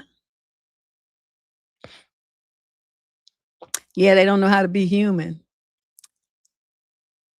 I don't know what to say. I'm just shocked. Every week lately is something that happens is something new, which is kind of exciting because, I've been doing this for so long. It's the same old shit over and over. But every once in a while, there's a curveball. This is the curveball for today. Woo! Question 16. She's 18 to 21 from Fort Wayne, Indiana. Summary of issue. I told my sister that she cannot borrow my car, and everyone thinks I'm selfish. Thank you for taking my letter. I am 19 and have a car that I bought with money I saved from working part-time since I was 16. My parents helped with insurance, but the car itself is mine. About 6 months ago, my older sister, she's 23, borrowed it because hers was in the shop. When she brought it back, there was a noticeable scrape on the passenger side. She admitted she hit a pole while parking, but said it was just cosmetic. She apologized, but never offered to pay for the repair, which ended up costing me a few $100s. Last week, she asked to borrow my car for a weekend trip with her friends because her own car is having problems again. I told her no. I said I wasn't comfortable lending it out after what happened last time, especially since she never paid for the damage. She got upset and said I'm holding a stake over her head. My parents think I should let her borrow because she's family. Yeah, that bullshit lie, she's family. And say accidents happen. They also think I'm being petty because she apologized. I told them I'd reconsider if she paid me back for the repairs, or at least acknowledge that replacing the damage shouldn't have been my responsibility. Now everyone is acting like I'm selfish, and my sister said that she'd let me borrow her car if the situation were reversed. Am I really being selfish, like she said, for refusing to lend her my car again? What would you do? I would tell her to ride with one of her friends, or hit Hertz, Avis, shuttle bus, something. She's not going. She's going on a trip with some other people. Okay, why can't she ride with them? Why can't one of them ride? So was she supposed to leave you all weekend with no vehicle because her car's in the shop? That doesn't seem fair either. Or why can't she borrow your parents' car since they think it's such a good idea to loan a vehicle? You give her yours then. See, I would make that suggestion too. Anyway, I don't have a problem with it because she's shown that she doesn't want to be responsible for the vehicle. So you don't get to drive. You don't get to drive the vehicle. Make sure you keep your keys under control, because otherwise, you come wake up in the morning, the car be gone. Won't be shit you could do about it except report it stolen. And your parents would probably try to block you from doing it, but I wouldn't give a shit. I'd do it anyway.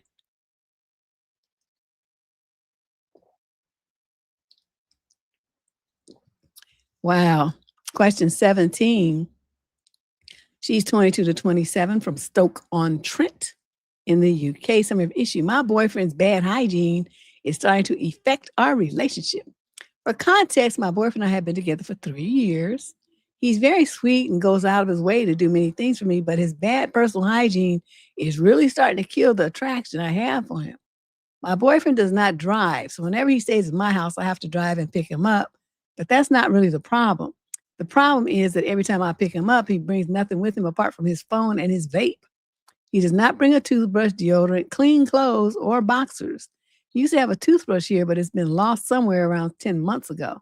He knows this, but he still does not bring a new one. You didn't just get one? They only cost $1 at the dollar store.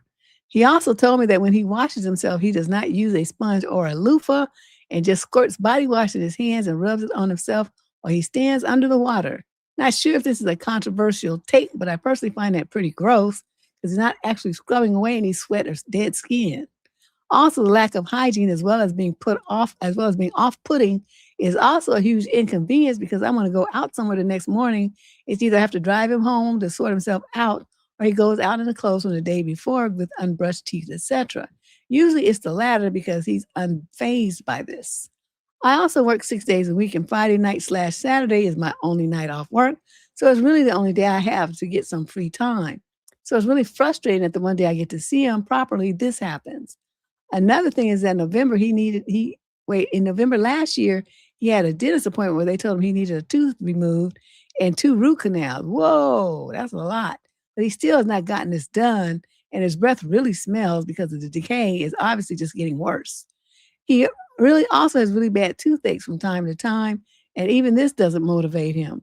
He told me that he won't get his teeth sorted out because he eventually plans to get veneers, composite / bonding. So there's, quote, no point to spend money when he's going to get cosmetic work done in the future. Today I was meant to see him, but I said I was unsure about having a sleepover because I don't want to waste my day off lying in bed just because he brings nothing with him to go out. He said he doesn't bring anything because I never tell him we were doing something. I said it's really exhausting for me to have to remind him to bring basic necessities with him every single weekend. He responded by saying, I'm just going to go to the cinema with my friend tonight. Sorry for being such an inconvenience to your life. Where do I go from here? You go to the block button. Blockity block, block, block. That's what you do. Why do you want to be with some nasty, yuck mouth fool? Girl, don't you know you could get heart disease from people that are from the bacteria that's in people's rotten ass teeth? It destroys your heart valve. That is not, you don't want to joke around with bad teeth. Not to mention a funky breath that you have. No, this is a big fat no. Okay, I mean, is he like the only dude? You so desperate for some dick that you just have to take this? Is that really what's happening here? There's no way in this world. By the time I looked at them fucked up teeth and smelled them, I would be like, oh no, you got to go. You turn, get out. Where are your standards? And then he don't have no car? And you have to go pick him up like he driving Miss Daisy all the time? No. No. You don't even know enough to bring a change of clothes, whether he's going somewhere with you or not. I mean, did you put on clean clothes the next day? What's wrong with you? Now it should be stuck in the tent with him now. And there's no shower, depending on where you go camping, you have to create a shower, but I guess they have them shower buildings with the flushing toilets and stuff at most campgrounds these days. But, if you go like out in the woods, so you got to make your own shower out of a bleach bottle and a Jeech jug and all this other stuff. We used to do that. So we go to places that weren't finished yet. I mean, that's hardcore camping that most people don't do these days. Woo, boy. Question number 18. He's 28 to 34, Asian, from San Carlos, California. The girlfriend in question is 22 to 27. She's white. Some have issues. I'm considering breaking up with my girlfriend over this, and I need your take. I am 30, and I run a small delivery-only restaurant by myself. Because of that, I work every day from 8 a.m. to 10 p.m. Yep, 7 days a week. My business isn't doing well enough for me to hire help, so taking a day off is a big decision financially. My girlfriend, who is 24, knows all of this. Since I'm exhausted after work when we do see each other, it's usually only for an hour or so. She occasionally asks if we can spend an entire day together on the weekend. She usually tells me about a week in advance, so I'll plan ahead and decide to close the restaurant for that day. That means I don't order ingredients and I lose a day's worth of income. Even so, I'm happy to do it because I genuinely want to spend quality time with her. The problem is that when that day finally comes, more often than not, she doesn't wake up until around 5 p.m. because she stayed up all night playing computer games and doesn't go to sleep until the next morning. By the time she wakes up, she doesn't feel like going out. We either don't meet at all or we only see each other very briefly. This has already happened more than 5 times. Okay, you stupid. Why would you let somebody treat you like that 5 times? Also, after the 3rd time, I told her how frustrated I was. I explained that I'm making a real sacrifice by closing my business for the day. And when she sleeps through our plans, it feels like she doesn't respect my time or the effort that I'm making. Not only do I miss out on spending time with her, but I also lose money that I honestly need. Instead of understanding where I'm coming from, she gets upset with me because she's tired and says that I make her feel guilty. At this point, I'm seriously questioning whether this relationship is worth continuing. It's not really about the gaming. It's about the repeatedly making plans knowing the sacrifice I have to make, and then not following through. What should I do? You should grow a damn spine, sir. Come the fuck on, really? I mean, other people, they might take a day off, but they have work, they get paid vacation or a sick day or whatever. You lose money, probably hundreds of dollars, to go and arrange time with the bitch who don't give a shit about, the issues that you have to deal with, to spend time with her. She's so fucking inconsiderate, so entitled, and extremely disrespectful. Why you would put up with this? She must have some banging pussy. That's all I'm gonna say. Because you just doing the absolute most and disrespecting yourself, and let her disrespect you over and over and over again, just so you can still say that she's your girlfriend. Grow a fucking spine, why don't you? Get rid of this chick. What you want to do is have a girlfriend who's, instead of saying, going out or whatever, is going to come and help you at the restaurant that day. And then y'all go out that evening. You just close earlier or something like that. And then y'all go spend the rest of the evening together. She's not going to hinder your success. She's going to help you be more successful. That's how somebody who's trying to be a partner with you would show that she understands what your struggle is. She respects your hustle. Even if she doesn't come and actually do any work, she's still not gonna be taking you away from it, because that's your livelihood. So I'm not really understanding why you're choosing to tolerate this kind of gross disrespect over and over and over again. But I'm implore you to please love yourself more. Nobody should be treating themselves like this. Okay, don't do this. Get rid of her, like, immediately. Question 19, this young man is 28 to 34 from Durham, North Carolina. Some issue. I refuse to say that my nephew lives with me after my sister had already enrolled him in my school district and all hell broke loose. Deb, my sister lives about 25 minutes from me, and the middle school near her has a bad reputation. The one near my apartment is considered one of the best in the area. A few months ago, she asked if she could use my address while applying to transfer my nephew during summer break. I thought she meant listing me as an emergency contact, or saying he sometimes stays with me, which he does, maybe 1 weekend every couple of months. I said that was fine, but apparently she actually enrolled him using my address and told the school that he lives with me during the week. I only found out when someone from the district came to my apartment asking to verify his residency. They wanted to see his bedroom and asked which bus he will take. I panicked and told them the truth. That's right. They started sending investigators to your house and stuff. That takes things to a whole new court level.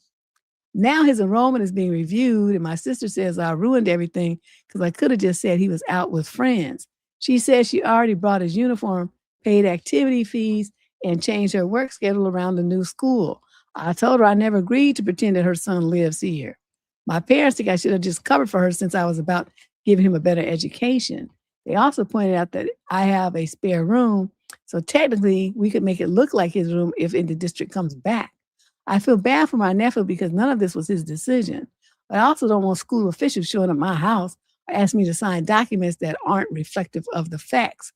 What do you think? I think you did the right thing because, there's been cases in the news where people got prosecuted for doing this very same thing.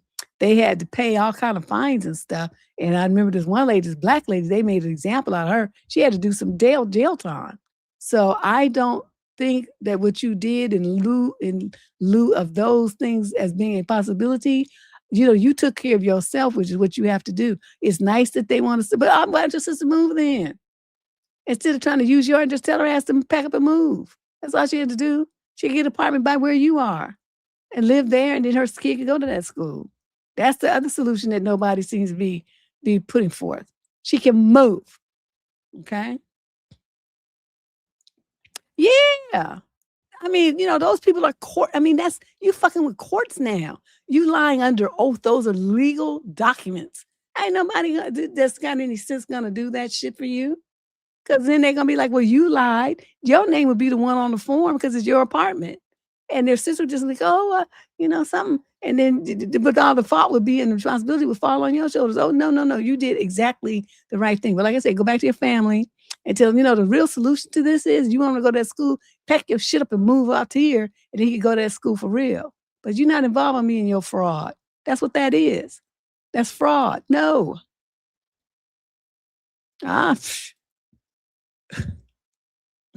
You good, because if my relative did some shit like that, I would still be cussing them out. Question 20.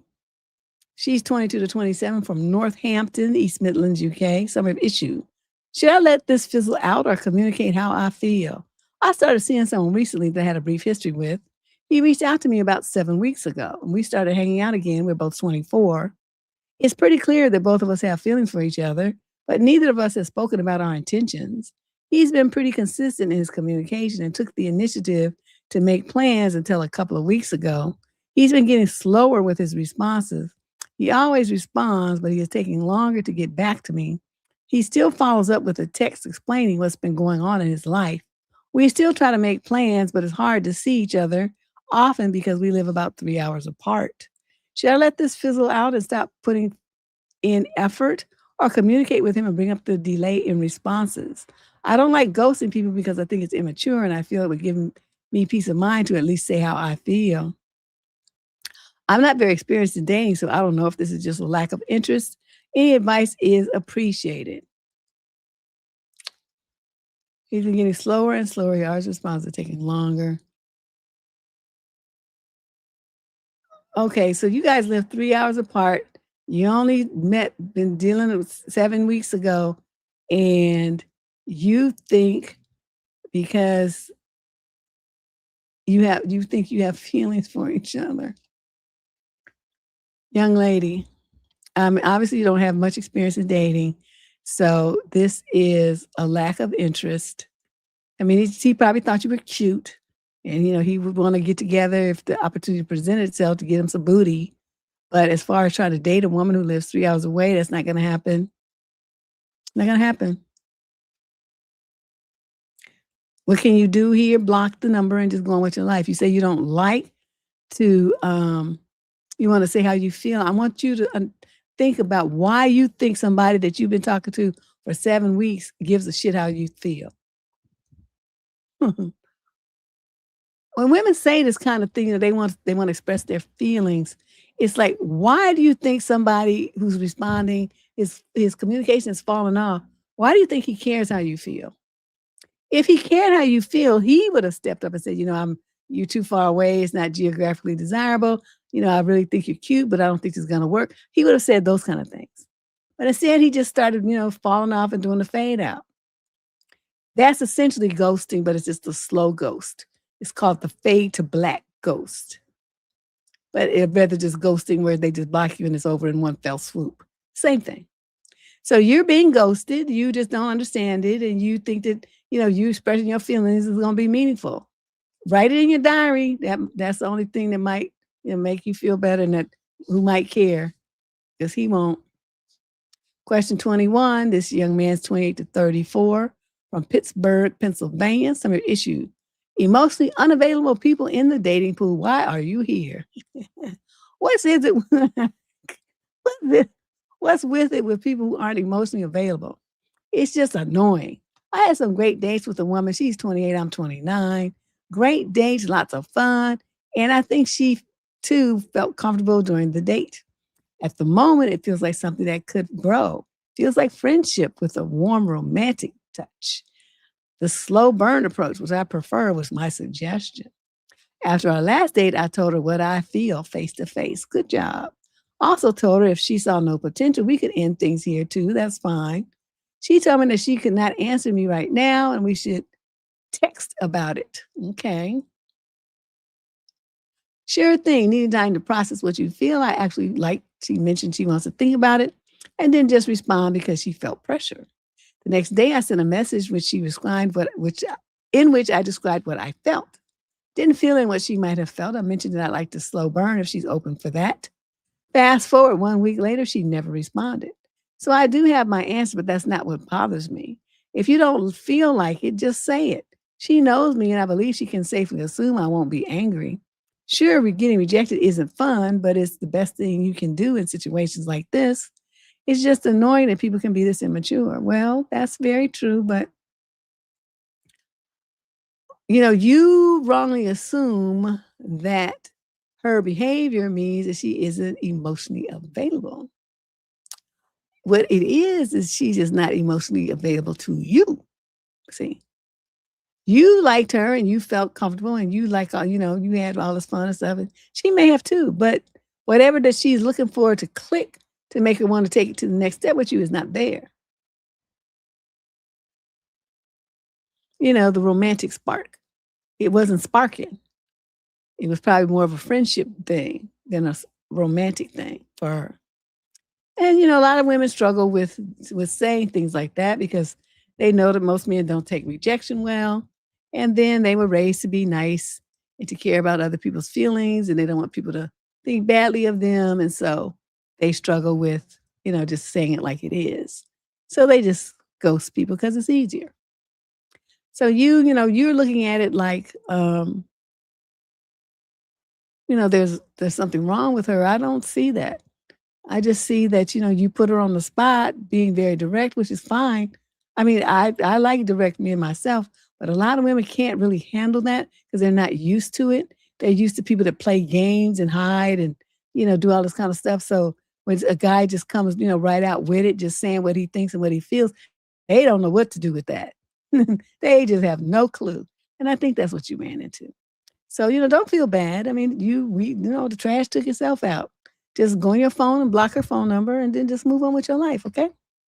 It's just no big deal. I mean, how many times have I gone, okay, if you just talk about the talking to phase, oh, we're in the thousands. And you talk about, you know, because I have like one conversation with him, I'm like, oh, next. Oh, super next. Garcon next kind of thing. Oh, no, there's so many weird ass men in the world. Coast to coast, other countries, met them on cruise ships and just everywhere, just crazy. And then, you know, then sometimes he's like, well, the conversation was okay, so let me just go on a date and see what else he's working with. Let's talk, you know, spend some time with him off the phone. That's when it falls apart because they either say something inappropriate or try to touch you inappropriately, or, you know, some kind of innuendo. Something happens, something disrespectful, something odd manners, something that just turn off, like about the dude who chewed with his mouth open, and the other dude who chewed when he took me out to eat was fine. He ate the shrimp with the shells on, with the little wiggly legs, crunchy. Oh, no. You know, so there's always something with these guys, or just something that was just a turn off. So that, you know, I was a one date wonder with that too. I had to find a picture of me when I was young so I can show you guys. See, I was so cute. Yeah, I was cute. I used to get a lot of dates. And then I was a runner, so I was, you know, slim and trim. Worked out, so I had my little muscles and stuff. I'll try to find a picture. I'll go to my storage unit and pull one out so I can show y'all. But yeah. Yeah, these I cannot with these dudes. So, you know, women who can find a guy these days and get married and stuff and have a long-term relationship, I'm just amazed. It's like you have some kind of skill set that I just don't understand how you do it, because I can't find nobody that I want to be with like that. After a couple of days, I'm like, oh, I can't do this no more. I got to go. And so I'm gone. Woo. Let's move on. Question 22. She's 35 to 42 out of London. Summer issue. My new job is causing my partner to resent me. How can I approach him about this? After getting laid off, I finally got a new job with great pay, and it's remote as well. I started on Monday. The only downside is that it's an international company, so my hours are from 2 p.m.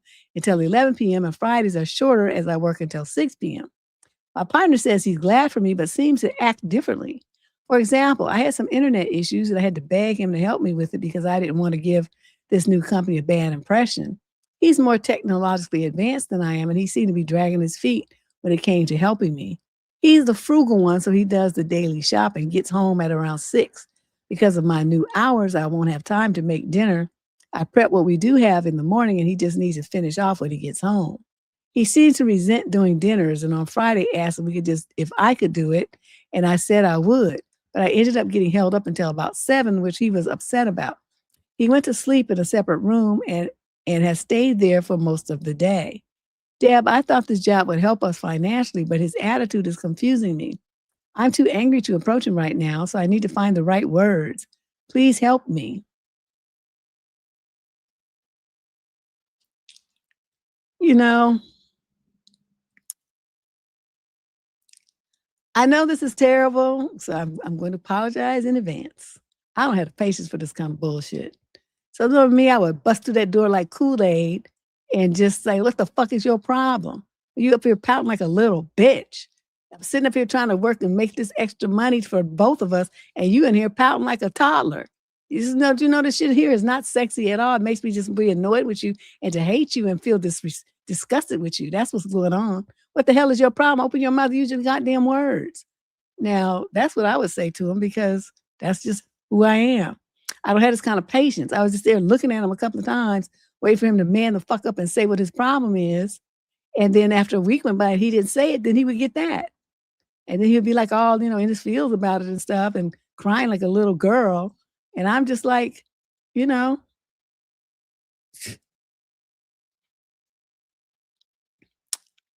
do you got to go to the grocery shop every day? That's just ridiculous. Don't you have a big enough refrigerator to do for 2 or 3 days? So you could prep in the morning. I mean, that might alleviate some of the stress. But he want to sleep in a separate room, fine. I mean, that's his right and privilege. Probably sleep better anyway.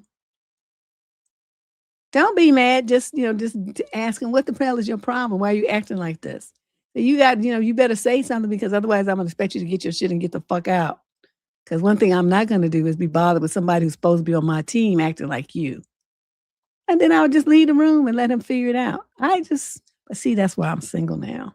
I don't have the kind of patience. Twice a day? Oh, no. I have a standing freezer because I'm not trying to go to the store every day. And see, you're going to be in trouble if it's a zombie apocalypse because you won't be able to get no food. I'll be watching those movies. And she would be stockpiling all that stuff. And you would be in trouble. You would die on the first day. If you going to the grocery store and everybody beat you to the store, you wouldn't have no food. Question number 23. Oh, that's why you have stuff in your freezer. See, then you go in there and say, because I've done that sometimes. I started from the morning. I think, I'm going to make, some chicken or something. I'll take it out the freezer. And then I get home and I say, I don't want that. I'm going to just have a salad. And I just make the salad and leave the chicken, cook the chicken the next day.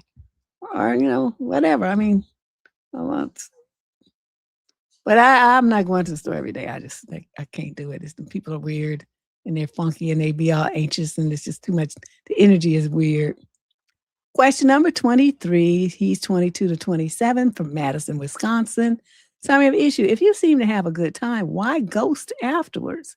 Can you explain something to me? I generally don't understand ghosting after what seemed like a good date. The conversation flowed, we laughed, and everything felt easygoing. Afterward, I sent a message saying that I enjoyed the evening and hope they got home safely, but then nothing. I understand that someone can have a pleasant time and still not feel enough of a connection to continue. Yeah, that's it right there. That's completely fair. But why leave the other person wondering what happened? A simple, I had a nice time, but I don't think we are a match would be enough. If you don't enjoy the date as much as you appear to, why not just communicate that instead of disappearing? Why do you think somebody owes you an explanation? Let's start there. Who the fuck are you? That somebody should say that to you. I know you all want to be like, well, that's just polite. So it might be what you prefer, but nobody gives a shit what you prefer. Do you understand what's happening? You said it right here. I can understand that someone can have a pleasant time and still not feel enough of connection to continue. That's completely fair. You say that. You put it right here in your letter. That means you totally understand what that lack of continuity means. Yet you want someone because you want to sit up on a throne like a fucking prince and have someone grovel at your feet and explain to you something so you can feel better about it and not have to wonder. You already know the answer. You already know. You're not stupid. You wasn't born yesterday. Stop this. These people with these demands on complete strangers, y'all just kill me with this shit. Well, I feel like I'm owed an explanation. Nobody owes you your ass shit. No funky ass. Nobody cares what you think. Nobody cares what you want. Nobody cares what you prefer, what you like, what you want, nothing. Okay? They don't want to continue. That's good enough. They don't owe you shit. No kind of explanation. No kind of follow-up. Let it go. I hate these kind of letters. Little entitled fucks. Just, nobody has to tell you nothing. You already know the answer. That's the main thing. You put it right in your letter. Okay? So you just want somebody to grovel at your feet and tell you the way you want to hear it. Fuck you. Question 24. Female, 22 to 27 from Tracy, California. Summary of issue. Am I wrong for refusing to let my sister bring her new boyfriend to our family trip? We've been planning a family vacation with my parents, my brother, and my sister for months. We're going to a cabin we rented for a week right before Labor Day. It's something we do every couple of years to catch up. The budget is tight and we split costs evenly. But last week, my sister told me that she wants to bring her new boyfriend. They've been dating for about 6 weeks. She said he's really important to her and that it would mean a lot. I told her ass no. The cabin was limited space. There's only 4 bedrooms. We already paid for everything based on 4 people. And this trip was meant to be family only time. My brother and my parents agree with me. But my sister got really upset. She accused me of being controlling and not wanting her to be happy. She said I'm punishing her for finally finding someone after a bad breakup last year. Now she's threatening not to come at all. Don't let her. Fine, don't go then. Which, if he can't join, which is making my parents sad and stressing everyone out. On one hand, I feel bad because she seems excited about the guy, and I want to seem unwelcoming. Do you think I'm being too rigid about this family-only rule? On the other hand, changing plans this late seems unfair to the rest of us, especially with money and space already sorted. How should I handle it? Stick to your guns. If you let her bully you into bringing this dude, okay, what's supposed to happen when 6 weeks from now they break up and then what? Tell her this is family only. It would be different if you two were married, okay? Because then it would be, he would be family. Right now, he's not family. So this is a family trip. He doesn't qualify. He ain't coming. Now, if that's a problem for you and you want to stay with him, then stay your ass at home. Nobody cares. We're not going to miss you. We'll figure that. We'll invite somebody else. Bring a cousin or something. You know what I mean? Just don't worry about it. Don't worry about it at all. If you got a brother and he's got some cute friends, then tell him to bring one of his buddies. So you can have a little fun. You sneak it into your room at night. This is like, yeah. I'm just reading what I'm the Prize wrote. That's exactly. I just want all these damn responses. Yeah, no, you're being exactly right. Stick to your guns. Don't let her get away with this. And make sure your parents and your brother are on board. You all need to present it as a united front. He's not family. He's somebody you found online 6 weeks ago, might not be here 4 weeks from now. He's not coming. If you want to stay with him because you that desperate for some dick, then stay your ass at home. That's fine. And then when he leaves you in a few weeks, then I will hope you understand how stupid you look. I'd have to rub it in. And the final question of today, of this lovely column. This young man is in the 28 to 34 age group from Washington, D.C. Summary issue. This woman approached me, but now seems difficult to actually make plans with. How would you read this? I met a woman at a social event a few weeks ago. At the very end of the night, she approached me saying I was attractive and started talking to me. She said it was embarrassing that she had to approach me. I was glad she did because I thought she was taken, so I didn't really think too much of it. I thought she was extremely attractive and told her I thought she was the prettiest lady there. We only talked for a few minutes as towards the end of the night. The interaction seemed mutual and we tried to exchange numbers. Before leaving, she told me to text her. The phone tap exchange didn't work correctly. Her number didn't get sent, but it gave me her name, and so I figured out her IG. So we ended up connecting on IG instead. I messaged her afterwards and told her I'd like to take her out. She said she'd be busy for about a week and a couple of days, and when I suggested regrouping afterward, she responded positively and said that she would love that. I gave her space for about a week and then messaged her again, asking how her week had been. It took her about a day to respond, but she said, busy, but good, and asked how mine was. I told her about my week, talked about pools, and asked if she was free one night because I'd like to take her out. She told me she was currently hanging out by the pool and that she's leaving town next week for about a week and won't be back until about 2 weeks. I joked that I was jealous and said being at the pool with her sounded fantastic. I also asked for her actual number, which she gave me. She then joked, "You don't even know me, LOL. It could be a nightmare for all you know."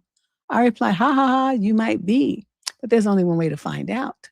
She hasn't responded to that, so I figured that was the end of the conversation. She's still active on Instagram and posting stories of herself going out with friends, but she did say she was busy, so no worries there. I'm not mad about any of this, and I'm not expecting someone I've known for 5 minutes to rearrange her life for me.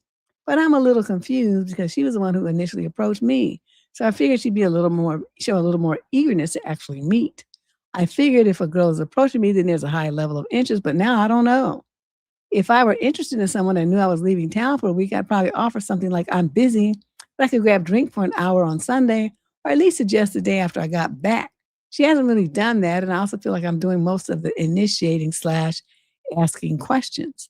I'm attracted to her and would like to see where it goes, but I don't want to chase someone who's only mildly interested. How would you suggest I read this? That someone's playing silly games?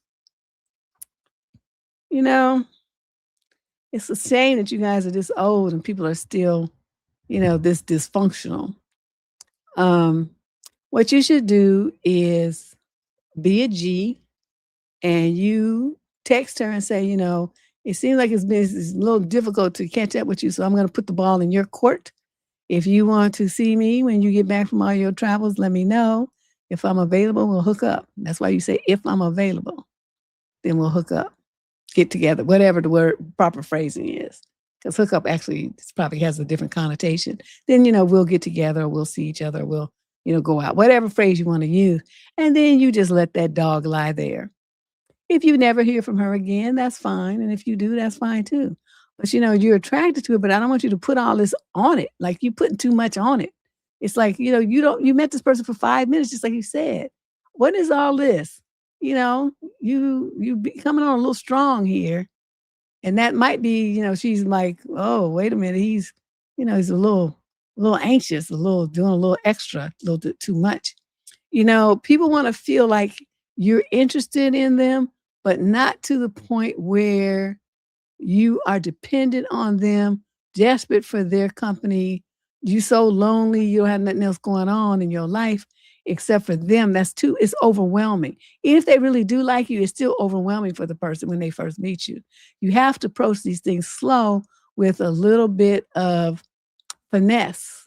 You want to like dip your toe in the water and pull your foot back out. You don't want to just jump in the water when they're standing there, they have to feel comfortable with you little by little. She was comfortable enough and interested enough and found you attractive enough to approach you. But, then you came on a little strong. And just, being by the pool with you, that's you was doing a little bit too much. So I would just slow down, to put the ball back in her court, and then sit yourself down and start going out with other people too. You want to dilute that interest a little bit. So then if she comes back after her 2-week trip or whatever, and she reaches out, then you follow up. But you be cool about it. Be cool. Just be chill. Don't come off so hard and anxious. Slow down. My God. And you know what I was saying at the beginning of the show? You guys missed all of that. I was talking about my new body butter venture. It's going really well. I've been giving out samples in these little containers. They look like here's one like it. They look like this. These like a little condiment container, little plastic things. They had these at Nations. And I've been putting samples in this with instructions and a list of ingredients and stuff so people can see what it says. And then they go online and they fill out this little survey. And I'm using that survey to kind of fine tune it based on what people said. Like I made it unscented because people have so many allergies and then they work at offices and, it's designed for older people, like people, 40, 50 and up because their skin changes, women in perimenopause and menopause, your skin gets weird. And so it's designed for that, that demographic. And so it's just been interesting. The responses have been coming in. The women are like, no shea butter. I don't like shea butter and there's no coconut in anything in it either because I'm allergic. So, but there's other stuff. It's really good. It's really my secret thing. I've been working on this formulation for over a year. And this is probably about the 100th variation of the product. I wasn't talking about it much because, something I started working on last summer. And I finally, at the very end now, I'm doing what they call the beta test, where now, people are using it and they're telling me what they think, a formal survey. So I think I've been a couple of months now, within about 90 minutes. I'm sorry, 90 days. God, I should be able to be, have it on sale. I already bought the domain. I haven't built the site yet, and paid for the shopping cart and all that kind of stuff. But yeah, it looks like I'll show you. I don't know how this camera's gonna pick up on it, but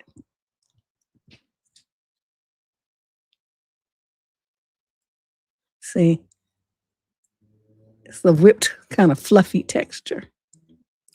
And what I like about, what I formulated it to do, since it's for older people, a lot of people have really delicate skin, and I wanted it to be something that just goes on without a lot of friction, a lot of rubbing, and then it soaks right in. So, and it makes your skin, get a little sheen, but it soaks in within about 2 minutes. It soaks completely into the skin, and then it stays there. And this one lady says that it kept her skin moisturized for 2 days. And she used it on her face, and she got a lot of compliments. So I think I'm going to go in the right direction here. So I'll let you guys know when it's available. I'll put the link on the channel. But yeah, give me about 3 months to finalize it and get the labels designed and figure out the marketing language I'm going to use and all, set the website up and stuff. It is really good. I have to say. Because, one thing, like, I think, a lot of people, like, they start to get lines and their hands look dry and stuff, get those lines and stuff. So, because I don't even use rubber gloves. And it's really made my skin look a lot better on my hands. And I was thinking, oh, you should use gloves. Your hands look old. But it's really helped to not look as old. So, yeah. So everybody knows, yeah, it is unscented. It will be on sale online, Sliver, but not yet. Give me about about 90 days, maybe sooner. But I'm giving myself about 9 because I still have a lot of work to do. I did the formulation part. Now I have to do the marketing part. Build a website, figure out all the stuff. Get all the proper permits and licenses and all that kind of stuff. So I have a lot to do, but that's what we're going to do. And I feel very strongly about this because working with all the old people that I used to work with in adult protective services, that's one of the things, self-neglect and neglect for them, like in nursing homes and stuff. Their poor little skin just toe up. It's just awful. And then it's so thin, it tears and stuff. That's why I wanted something that wasn't gonna, that was gonna go on really easy. So, yeah, this is, can't really see it. See? It looks nice and it feels good. But yeah, I'll be sending out some samples too. I got to figure out how to do that because since it's a butter, it'll melt if it gets too hot. I got to figure out how to do that. But first things first, I'll let you guys know when it's available. A product I've been working on for over a year now. But that's what I was saying at the top of the show. Before I started, I was running my mouth and I showed it, but there was no sound and I didn't know there was no sound. So, all right, we'll be, I'm going up to Napa for the rest of the week to finish out my birthday celebration. And then I will get back to being like a regular person and doing real work when I get back. So thanks everybody for the birthday wishes. I really appreciate your kind thoughts and your birthday greetings. And I will see you guys next time.